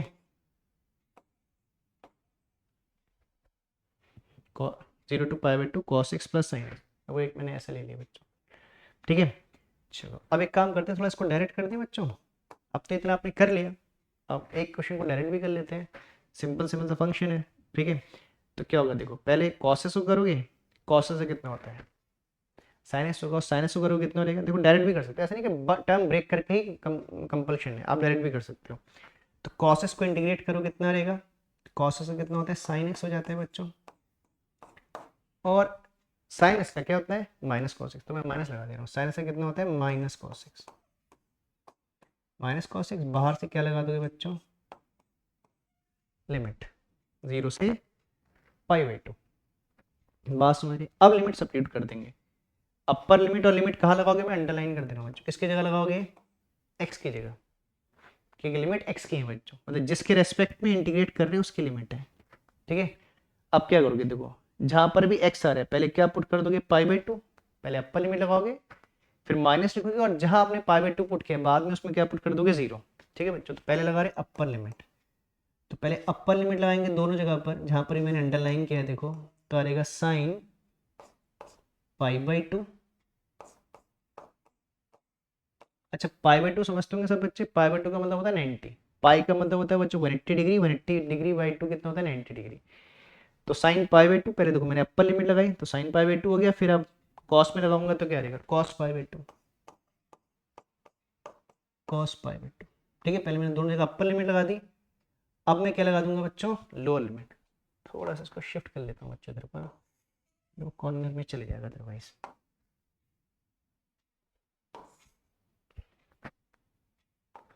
नहीं हो रहा, चलो कोई बात नहीं, आज को स्क्रीन में कुछ गड़बड़ लग रही है। तो साइन π/2 माइनस cos π/2, एक सेकेंड बच्चों, यहाँ कुछ गड़बड़ हो रहा है, चलिए समझ ना बच्चों। तो साइन π/2 माइनस cos π/2, पहले अपर लिमिट लगा दी, अब क्या लगा दोगे बच्चों, लोअर लिमिट लगा दोगे। चलो मैं नीचे लिख देता हूँ, हाँ, माइनस, अब क्या लगा देंगे उसका आगे लिख दे रहे हैं, अब लगा देंगे अपर लिमिट, तो यहाँ भी 0 आ जाएगा, वहाँ भी क्या आ जाएगा 0, तो क्या आ जाएगा साइन 0, पहले अपर लिमिट माइनस cos 0, ठीक बच्चों, साइन एंड कॉस दोनों के एंगल क्या रहेंगे 0। तो पहले अपर है ना, पहले अपर लिमिट लगाई दोनों जगह π/2 हो गया, फिर लोअर लिमिट लगाई तो कितना आ गया साइन 0 माइनस cos 0। अच्छा जानते हो बच्चों, साइन π/2 साइन 90 कितना होता है आपका 1 हो जाता है, साइन 90 1 हो जाएगा, माइनस cos 90 कितना होता है बच्चों 0, ठीक है। तो पहले ब्रैकेट में वैल्यू आ जाएगी, फिर माइनस अगले ब्रैकेट में देख लो, साइन 0 कितना होता है 0, और cos 0 कितना होता है बच्चों 1, देखो चेक कर लो, साइन 0 0 हो गया, cos 0 कितना होता है 1, अगर आप ब्रैकेट ओपन करोगे तो माइनस माइनस प्लस हो जाएगा, तो 1 + 1 कितना रहेगा फाइनली 2 आ जाएगा बच्चों। तो इसका आंसर आपका आ गया, आपका कितना 2 आ गया बच्चों, बात समझ रहे हैं, ठीक है। तो ट्रिग्नोमेट्रिक फंक्शन होंगे तो लिमिट इन जनरल एंगल के टर्म में होगी, और अगर पॉलिनोमियल फंक्शन होंगे तो लिमिट नंबर के फॉर्म में होगी। तो डेफिनेट इंडेफिनेट में ये चेंज है बच्चों, चलो इसको भी नोट कर लो, है ना, फिर इसके बाद हम चेन रूल को थोड़ा डिस्कस करते हैं ना, इसको नोट करो बच्चों जल्दी से।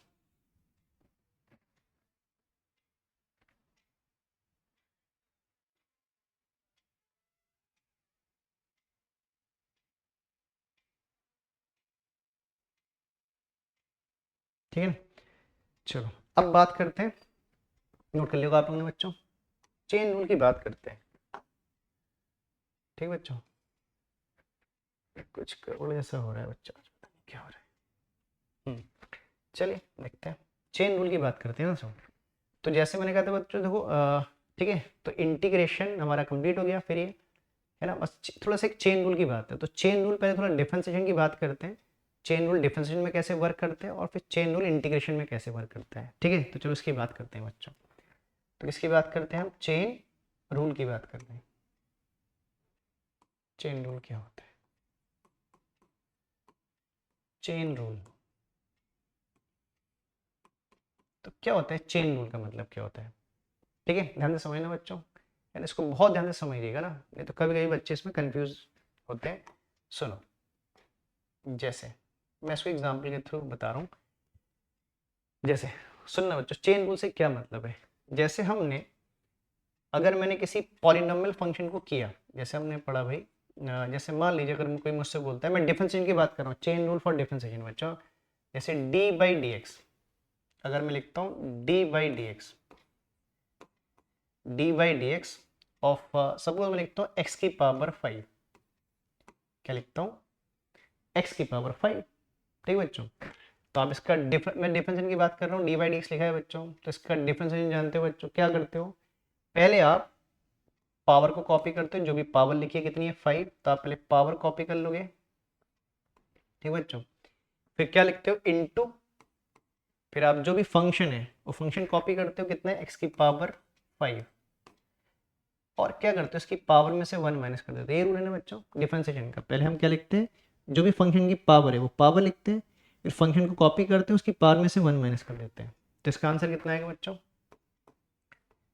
5 एक्स की पावर 4, ठीक है बच्चों। तो ये रूल है हमारा, पॉलिनोमियल फंक्शन को हम डिफरेंशिएशन में ऐसे सॉल्व कर लेते हैं ना, ये होता है एन एक्स की पावर एन माइनस 1, ऐसे सॉल्व हो गया, ठीक है, ऐसा हमने क्वेश्चन भी पीछे किया।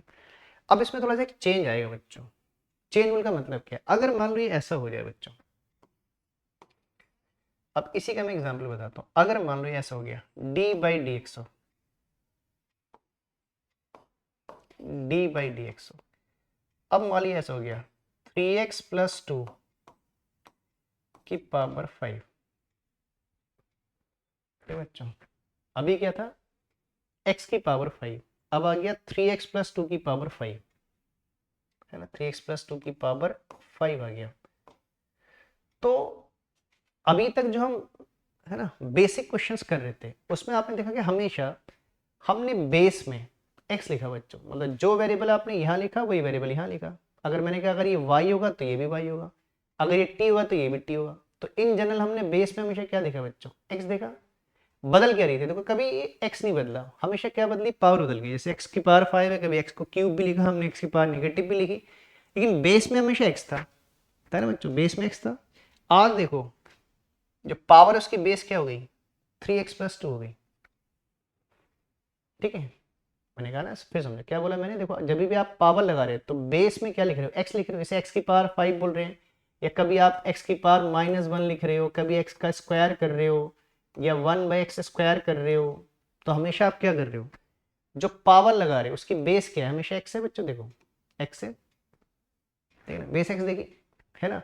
अब देखो हमारा x की जगह पर क्या आ गया, बेस में कितना आ गया 3x प्लस 2 आ गया, तो ये भी पॉलिनोमियल फंक्शन है, क्यों, क्योंकि हमने कहा था अगर बेस वेरिएबल पावर कांस्टेंट है तो पॉलिनोमियल फंक्शन है, ठीक है, तो ये भी एक पॉलिनोमियल फंक्शन है, लेकिन अभी तक जो हम सिचुएशन कर रहे थे ये उनसे थोड़ा सा क्या है डिफरेंट है, ठीक है, देखो हमने कहा कि हमेशा आपने जो बेस यहाँ लिखी वही वेरिएबल यहाँ भी लिख रहे हो आप, लेकिन यहाँ चेंज है बच्चों, देखो आप किसके रेस्पेक्ट में इंटीग्रेट डिफरेंशिएट कर रहे हो, एक्स के रेस्पेक्ट में, लेकिन यहाँ पर बेस में कितना है बच्चों 3x प्लस 2 है, और जबकि हमने हमेशा बेस और ये वेरिएबल सेम देखा, तो अब यहाँ पे क्या अप्लाई होता है बच्चों, चेन रूल अप्लाई होता है, यहीं पे काम आता है चेन रूल, ठीक है। तो हम क्या करें, तो इसका एक शॉर्टकट मेथड होता है, एक सब्स्टिट्यूशन मेथड होता है जो लंबा मेथड होता है, तो हम सब्स्टिट्यूशन में नहीं जाएंगे बच्चों, है ना, तो हम इसको शॉर्टकट मेथड से करेंगे। तो सुनना बच्चों, ध्यान से सुनना, देखो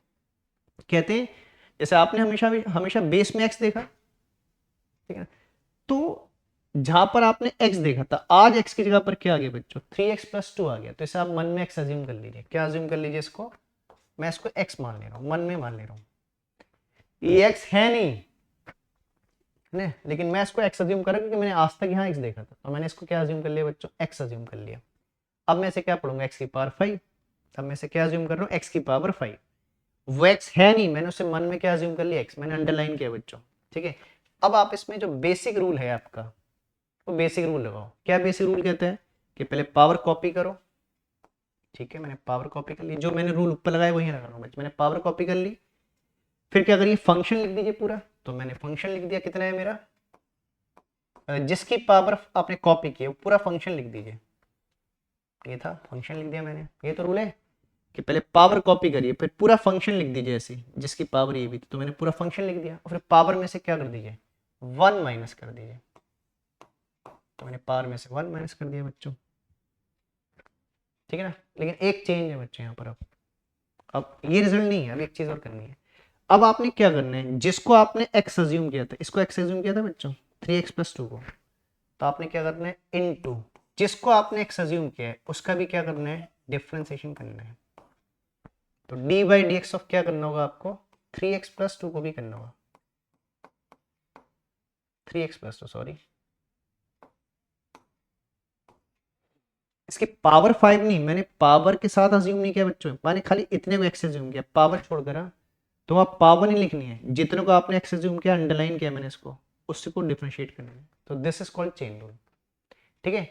मतलब आपने जो बेसिक रूल पढ़े, जहां पर आपने बेसिक रूल में x देखा था, अगर उस x की जगह कुछ और आ गया तो आप उसे मन में x अज्यूम कर लीजिए। बस क्या करिए, जिसको आपने x अज्यूम किया लास्ट में उसको भी क्या करना है डिफरेंशिएट करना है, ठीक है। बस इसको सॉल्व कर लीजिए बच्चों, ये तो ऐसी ये तो सॉल्व हो गया। अब आपने इतने टर्म को डिफरेंशिएट करना है, इसका तो आप कर चुके बच्चों, तो इसको तो सॉल्व करके लिख लो, कितना रहेगा 5, ये कितना रहेगा 3x प्लस 2, 3x प्लस 2 की पावर 4, ठीक है ना बच्चों। ये तो आपने सिंपलीफाई करना है इसको आप, क्योंकि डिफरेंशिएट तो आपने इसको करना है जिसका आगे से डी बाई डी एक्स लिखा है इनटू। अब इसको क्या करेंगे डिफरेंशिएट करेंगे बच्चों। तो पहले फर्स्ट टर्म को डिफरेंशिएट करोगे प्लस सेकेंड टर्म को करोगे, ठीक है। तो फर्स्ट टर्म में आप किसको छोड़ दोगे, देखो अब मैं डायरेक्ट कर रहा हूँ, थोड़ा सा इतना कर चुके तो अब आप इतना बात समझते हो बच्चों। तो पहले 3x को करेंगे, जब 3x को करेंगे तो 3 को छोड़ देंगे, किसको डिफरेंशिएट करेंगे बच्चों x को करेंगे, ठीक है ना। पहले मैंने फर्स्ट टर्म को किया, फर्स्ट टर्म में 3 कॉन्स्टेंट था छोड़ दिया, कौन वेरिएबल था x, तो x को कर दिया। अब सेकेंड टर्म में किसको करेंगे, वहां तो खाली एक नंबर है तो उस नंबर को कर देंगे D by D X of 2, ठीक बच्चों। ये तो ऐसे कॉपी कर दो, तो आएगा 5 3x प्लस 2 की पावर 4 इंटू, मैं इसको सॉल्व कर लूँ बच्चों, ये 3 ऐसे ही रहेगा। और देखो याद रखना, जैसे x की पावर कुछ नहीं तो 1 है बच्चों, x की पावर क्या है 1 है, और x की पावर अगर 1 है, इसको डिफरेंशिएट करो, x की पावर 1 माइनस 1 कितना रहेगा, x की पावर 0 तो कितना रहेगा 1। तो याद रखिए अगर वेरिएबल की पावर 1 है तो उसका डिफरेंशिएशन ही 1 ही आएगा, आएगा ना। देखो इसकी पावर 1 है तो क्या लिखोगे 1 माइनस 1, तो 1 माइनस 1 एक्स की पावर 0 और एक्स की पावर 0 1 हो जाएगा। तो इसको शॉर्टकट में कुछ चीज़ें शॉर्टकट बनाइए अब, कि जिसकी पावर 1 है उसका डिफरेंशिएशन भी 1 होगा, प्लस कॉन्स्टेंट कितना रहेगा बच्चों 0 हो जाएगा, ठीक है ना। देखो ये 1 हो जाएगा और कॉन्स्टेंट का डिफरेंस कितना रहेगा 0 आ जाएगा, ठीक है। समझ गए बस। अभी कितना आ गया 3 आ गया बच्चों, 3 प्लस 0 3 आ गया। अब ये 3 को आगे 5 से क्या कर दीजिएगा मल्टीप्लाई, तो लास्ट आंसर ये आ गया बच्चों 15 इंटू 3x प्लस 2 की पावर 4, ठीक है। So this is called chain rule, ठीक है ना। मतलब आपने सक्सेसिव डिफरेंशिएट किया ना, पहले इसको किया है ना, फिर उसके आगे जिसको x किया था उसको भी डिफरेंशिएट किया, तो चेन जैसी एक डिफरेंशिएशन की, पहले एक को किया फिर दूसरे को किया, ठीक बच्चों। यहाँ पर लगता है आपका इस तरीके से चेन रूल लगता है, ठीक है। चलो और एग्जाम्पल बताता हूँ अभी, ठीक। पहले आप हमेशा देखो बेसिक में आपने क्या दिया था और बेसिक में क्या चेंज आ गया, उसके हिसाब से चलना है बच्चों। मैं अभी कुछ और एग्जाम्पल बता दूंगा, इसको आप नोट कर लो पहले बच्चों जल्दी से।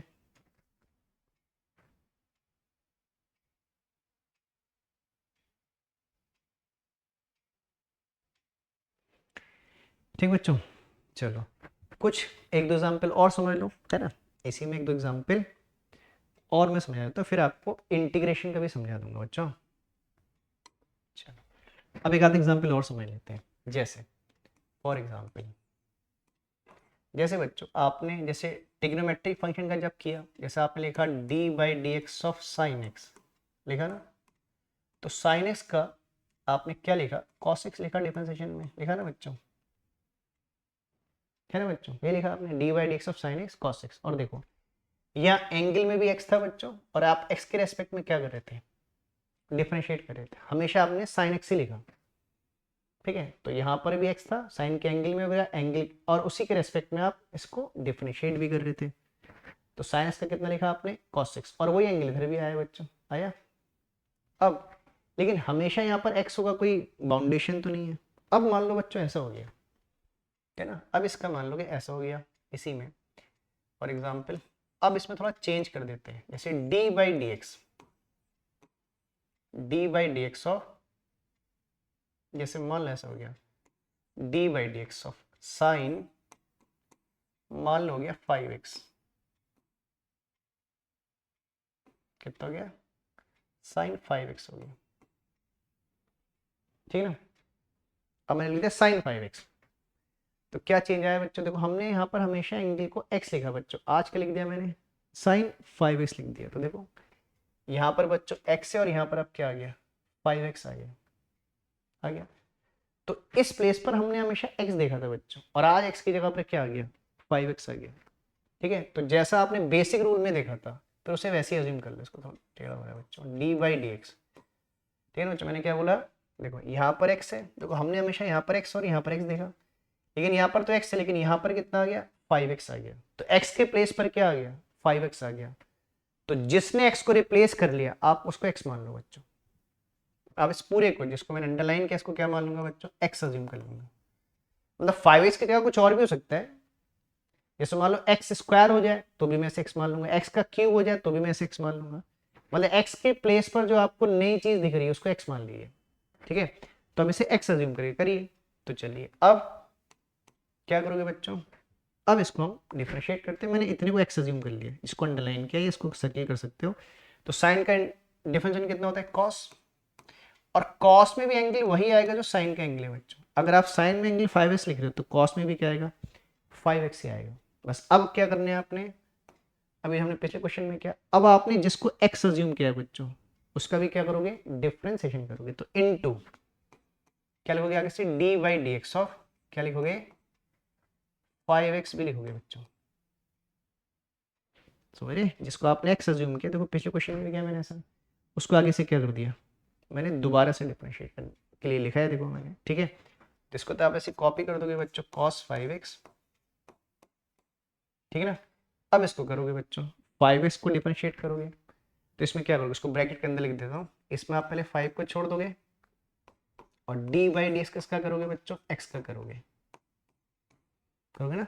अगर कांस्टेंट इनटू वेरिएबल हो जाए तो leave the constant differentiate the variable, ठीक है।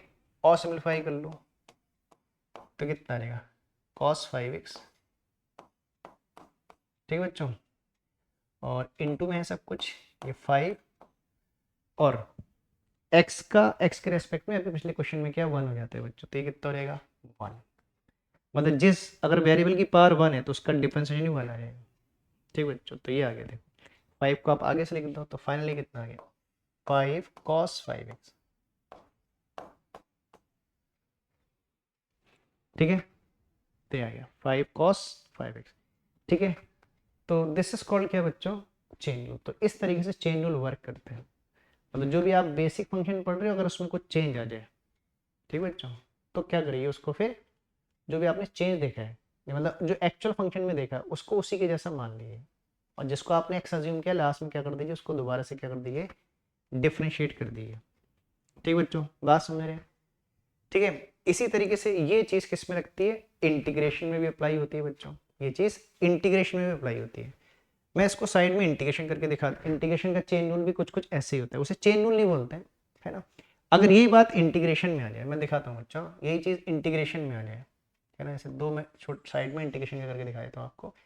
यही बात अगर इंटीग्रेशन में आ जाए, जैसे हमने देखो ना, जैसे बच्चों हमने क्या किया, दो छोटी बात में हल लेता हूँ, जैसे आप लिखते हो ना इंटीग्रेशन ऑफ, जैसे मान लीजिए हमारा आ गया integration of X cube dx आ गया, कितना आ गया एक्स क्यूब dx आ गया, कोई आप चलो इसको इंटीग्रेट कर दीजिए, तो ठीक है।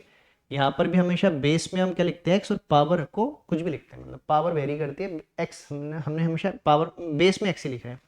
आप इसे क्या लिखते हो, अब डायरेक्ट लिख दो ना बच्चों, डायरेक्ट लिख दो, तो क्या होता है आप फंक्शन लिखते हो और उसकी पावर में 1 ऐड कर देते हो। अब तो इतना कर दिया तो मैं डायरेक्ट लिख देता हूँ, तो 3 में 1 ऐड करोगे कितना रहेगा बच्चों 4, और बाई क्या 4 और प्लस क्या लिख देते हो आगे से c लिख देते हो। यही पढ़ा आपने, बेसिक यही पढ़ा कि जो भी फंक्शन है उसकी पावर को 1 रेस कर दो। तो x की पावर 3 का क्या हो गया, x की पावर 4, और जो नंबर पावर में आएगा उसी नंबर को आप डिनोमिनेटर में लिखोगे, प्लस c कर दोगे।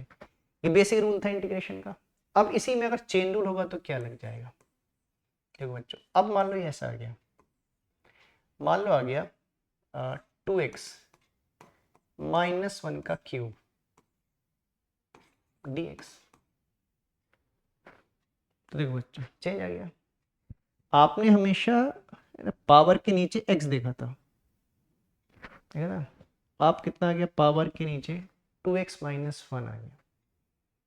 ठीक है, तो जहां हमने हमेशा x देखा ना तो उसको x अज्यूम कर लेंगे बच्चों, इसको इतने को पूरे को क्या अज्यूम कर लेंगे, x। अब मेरे लिए किसके जैसा हो गया, x क्यूब जैसा हो गया। ठीक है, तो देखो ना, आप देखा करो बेसिक में क्या देखा आपने और इसमें क्या चेंज दिख रहा है। x की जगह पर कौन आ गया, तो जो x की जगह पर आ गया उसे x अज्यूम कर लीजिए, है ना। अब इसको फिर सॉल्व कर दीजिए, क्या करेंगे, जैसे अब पहले आप इसे वही इस रूल से सॉल्व करोगे बच्चों, जो भी फंक्शन है वो लिखोगे, कितना लिखोगे 2x + 1 का क्यूब और उसकी पावर में 1 ऐड कर दोगे और वही फैक्टर डिनोमिनेटर में लिखोगे 3 + 1। ठीक बच्चों, फिर क्या करोगे, ध्यान देना। अब हाँ एक काम करते हैं, तो ठीक है, अब इस अब देखो जिसको आपने x अज्यूम किया, मैंने किसको x अज्यूम किया था बच्चों, थोड़ा मैंने लिखा नहीं, चलो मैं थोड़ा हटा के दोबारा लिख देता हूँ। मैंने इसको x अज्यूम किया बच्चों, इसको x अज्यूम किया, ठीक है। तो अब मैं क्या करूँगा, देखो पहले तो बेसिक रूल लगाऊंगा, क्या, फंक्शन लिखूंगा 2x - 1 का क्यूब, है ना, +1 अपॉन क्या लिखूंगा 3 + 1 लिख दूंगा। अब जिसको आपने x अज्यूम किया, जो x के प्लेस पर था या जिसको आपने x अज्यूम किया, अब आपने इसको डिफरेंशिएट करना है, लेकिन डिफरेंशिएट इनटू में नहीं करना है, डिनोमिनेटर में करना है। जैसे डिफरेंशिएशन में तो हम डिफरेंशिएट इनटू में कर रहे हैं, लेकिन इंटीग्रेशन में जिसको आपने x अज्यूम किया उसको डिफरेंशिएट ही करना है, इंटीग्रेट नहीं करना है। क्या करना है, डिफरेंशिएट करना है, लेकिन कहाँ डिफरेंशिएट करना है, डिनोमिनेटर में। तो जिसको आपने x अज्यूम किया है उसको डिनोमिनेटर में क्या करना है, आपने डिफरेंशिएट करना है बच्चों, 2x माइनस कितना 1, है ना। जिसको मैंने x अज्यूम किया था उसको मैंने इनटू में क्या लिख दिया, dy/dx ऑफ दैट। समझ रहे बच्चों, बस बाकी तो इसको सॉल्व कर लो, इसको डिफरेंशिएट कर लो, तो ये कितना रहेगा बच्चों, ये आ जाएगा 2x - 1 की पावर 4 बाई कितना रहेगा 4, है ना। ये तो आपने सिंपल इसको सॉल्व कर दिया बच्चों, ठीक है ना, इसकी पावर 4 और ये 4। अब इसको डिफरेंशिएट करना है, किसको 2x + 1 को। तो जानते हो बच्चों डिफरेंशिएट कैसे करोगे, पहले 2x को करोगे फिर +1 को करोगे। तो जब 2x को करोगे तो 2 को छोड़ दोगे ना, और किसको करोगे, x को करोगे बच्चों, और प्लस फिर किसको करोगे, 1 को करोगे। ऐसे होगा ना बच्चों, देखो इसको डिफरेंशिएट करने लिखा ना dy/dx ऑफ, तो मैंने 2 को छोड़ा, किसको किया, x को किया, फिर 1 था तो 1 को कर दिया। ठीक है, अब जानते हो कि x की पावर कितनी है 1, तो इसका डिफरेंस 1 हो जाएगा, और 1 का कितना हो जाएगा, कांस्टेंट का डिफरेंस 0 हो जाता है। तो ये आ जाएगा फाइनली आपका कितना, 2x - 1 की पावर 4 अपॉन 4। ठीक है बच्चों, और ये ब्रैकेट में जो वैल्यू कितनी आ जाएगी, ये आ जाएगी आपकी, देखो समझना बच्चा, ये वैल्यू कितनी आ जाएगी, एक सेकेंड ना, देखो 2 तो ऐसे ही रहा बच्चों, x का 1 हो गया, ठीक है ना, तो 2 × 1 2 हो गया, और 1 का कितना हो गया 0। फिर समझ लो क्या बोला मैंने, तो ये 2 तो ऐसे ही रहा, और x का डिफरेंशिएशन 1 हो गया, तो 2 × 1 तो 2 रहा, और 1 कांस्टेंट उसका कितना हो गया 0। अब नीचे 4 2 8 आ गया बच्चों, तो ये आ गया फाइनल आंसर। हाँ बस एक चीज़ और है, प्लस सी लिखेंगे बच्चों, इसमें क्या लिखोगे, प्लस सी लिखते चलोगे आगे से, तो ये आ जाएगा फाइनल आंसर कितना, 2x - 1 की पावर 4 बाई कितना 8 प्लस कितना आ रहेगा, सी आ रहेगा बच्चों, ठीक है ना। So this is called chain rule. मैं थोड़ा ट्रिग्नोमेट्री ही बता दूंगा, इसे साइड बता दूंगा बच्चों, इसको आप नोट कर लो पहले, फिर इसी के कॉर्नर पे मैं एक लास्ट इधर को बता देता हूँ, तो आप उसको चेन रूल फिर कंप्लीट हो जाएगा हमारा।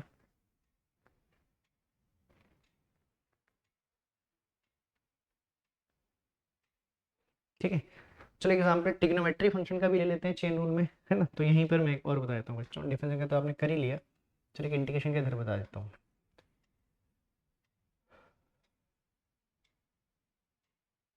चलो मैं थोड़ा सा चेंज भी करता हूँ ना, जैसे फॉर एग्जाम्पल, ठीक है ना। अब मैं इंटीग्रेशन भी चेन रूल बता देता हूँ। जैसे आपने करा इंटीग्रेशन ऑफ, जैसे आपने पढ़ा बच्चों sine x, sine x D x, तो साइन एक्स का इंटीग्रेशन आपने क्या लिखा, माइनस कॉस एक्स प्लस सी लिखा। ठीक है बच्चों, देखो तो हमने यहाँ पर हमेशा साइन के आगे से एक्स देखा, ठीक है, देखा। कॉस में भी वही एंगल आता है जो साइन में एंगल आ रहा है, लेकिन हमेशा यहाँ एक्स का जरूरी तो नहीं है बच्चों। अब मान लो एक्स के साथ कोई मल्टीपल आ गया, जैसे फॉर एग्जाम्पल अब ऐसा हो गया बच्चों, इंटीग्रेशन ऑफ मान लो गया साइन 10x dx, ऐसा हो गया integration of sign 10x dx। तो देखो बच्चों, अब हमेशा आपने साइन के आगे से बच्चों x लिखा था, अब कितना आ गया 10x आ गया, आ गया देखो 10x आ गया, 10x आ गया, और हमने तो हमेशा x ही लिखा, ठीक है, और x की जगह पर आज 10x आ गया, तो जो x की जगह पर आ गया उसे x मान लीजिए। तो इस 10x को मैं क्या अज्यूम कर लूंगा मन में बच्चों, x अज्यूम कर लूंगा, ठीक है, जो x के प्लेस पर उसे x अज्यूम कर लीजिए, ठीक है। अब जो बेसिक रूल है वो लगाइए, साइन का क्या हो जाएगा माइनस कॉस, तो आ जाएगा माइनस कॉस, और कॉस में भी एंगल वही आएगा जो साइन में आ रहा है, तो यहाँ पर भी कितना आएगा 10x आएगा। अब क्या करेंगे बच्चों, अब जिसको आपने x अज्यूम किया, जैसे मैंने ये क्या देखो, जिसको मैंने x अज्यूम किया था उसको डिनोमिनेटर में क्या किया, डिफरेंशिएट किया बच्चों। याद रखना इंटीग्रेशन में डिनोमिनेटर में डिफरेंशिएट करते हैं और डिफरेंशिएशन में इनटू में करते हैं, ठीक है। तो क्या करेंगे बच्चों, इसको डी बाई डी एक्स, जिसको आपने x अज्यूम किया, कितने को अज्यूम किया 10x को, तो D by D X of क्या कर देंगे 10x कर देंगे डिनोमिनेटर में, और प्लस सी भी लगा देंगे, ये तो आपने लिखना ही है बच्चों, ठीक है। बस अब क्या करेंगे फिर, सुनिए, तो कॉस 10x तो ऐसे ही रहेगा बच्चों ऊपर, तो माइनस कॉस 10x ऐसे ही रहेगा बच्चों, ठीक है। अब डिनोमिनेटर में चले जाओगे, अब 10x को डिफरेंशिएट करोगे तो 10 को छोड़ दोगे, leave the constant and differentiate the variable, तो D by D X of X और प्लस सी, ठीक बच्चों। और जानते हो D by D X of X कितना है, इतनी देर से कर रहे हैं हम लोग ना, जहाँ पर भी एक्स आ रहा है उसका डिमेंशन 1 हो जा रहा है, तो एक्स का 1 हो जाएगा तो खाली क्या बचेगा 10 बचेगा, तो फाइनल आंसर ही आ जाएगा बच्चों क्या, minus cos 10x upon 10 plus सी,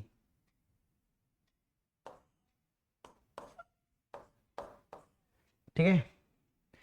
तो चेन रूल की बहुत इंपॉर्टेंस है बच्चों, है ना। जब आप फिजिक्स में क्लास 11 में या 12th के बहुत से डायरेक्शन करोगे, जैसे आप क्लास 11 के लास्ट के चैप्टर ऑसिलेशन वेव्स पढ़ोगे, या क्लास 12th में ईएम वेव्स पढ़ोगे, ऑल्टरनेटिंग करंट पढ़ोगे, तो ऐसी सिचुएशन आप फेस करोगे बच्चा, ठीक है। देखो बाकी यहाँ एक्स की जगह पर वेरिएबल हो सकता है, वाई हो सकता है टी हो, टाइम हो, रूल ये लगेगा, तो आप अगर टी होगा तो आपसे टी मान लेना। अभी तो मैंने एक्स के लिए किया क्योंकि मैं एक्स के लिए कर रहा हूँ, स्टार्टिंग तो एक्स के लिए कर रहा हूँ, मतलब रूल यही है, वेरिएबल बदलेंगे तो आप वेरिएबल के अकॉर्डिंग कर लेना। बात समझ रहे बच्चों, ठीक। तो this is called chain rule, ठीक है। ये आना चाहिए बच्चों कि इसका बहुत यूज होगा आपका फिजिक्स में, ठीक। तो इसको भी जल्दी से नोट कर लो बच्चों, इसके बाकी बात करेंगे।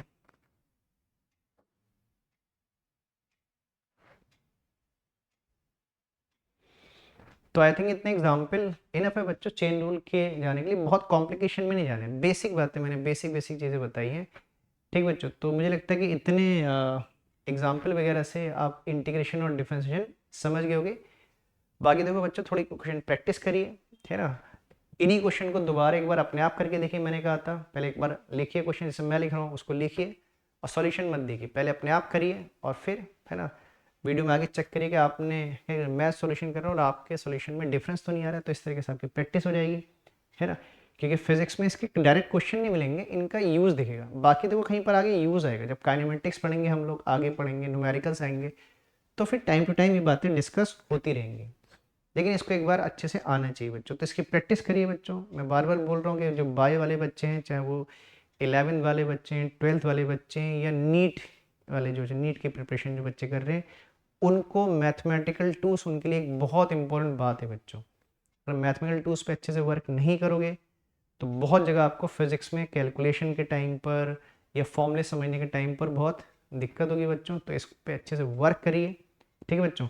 और इन चीज़ों को बच्चों, इन वीडियो को अपने दोस्तों के साथ शेयर करो, जो नीट वाले बच्चे, उनके साथ के और बच्चे होंगे जो प्रिपरेशन कर रहे होंगे, है ना। हो सकता है आपके सिटी में हो, आपके जानने वाले कोई बच्चे बाहर रहते हो, क्योंकि mathematical tools in general 11th वगैरह में पढ़ाते हैं, है ना। ऐसे नीट में नहीं पढ़ाते, तो इनको ये चीज़ें आनी चाहिए, ठीक है। नीट वाले बच्चों को आनी चाहिए, 11th बायो वाले बच्चों को आनी चाहिए, 12th बायो वाले बच्चों को आना चाहिए। इसके बाद मैंने आपसे कहा था कि बच्चों देखो, दो चीज़ की बहुत इंपॉर्टेंस है बायो वाले बच्चों के लिए। मैंने कहा था फिजिक्स को स्ट्रॉन्ग करने के लिए एक तो मैथमेटिकल टूल्स, जो हमारा आप कंप्लीट हो गया, ठीक है। बाकी तो कुछ छोटी मोटी कहीं बातें आएंगी बच्चों को आएंगी, तो हम लोग वहीं पर डिस्कस करेंगे, ठीक है।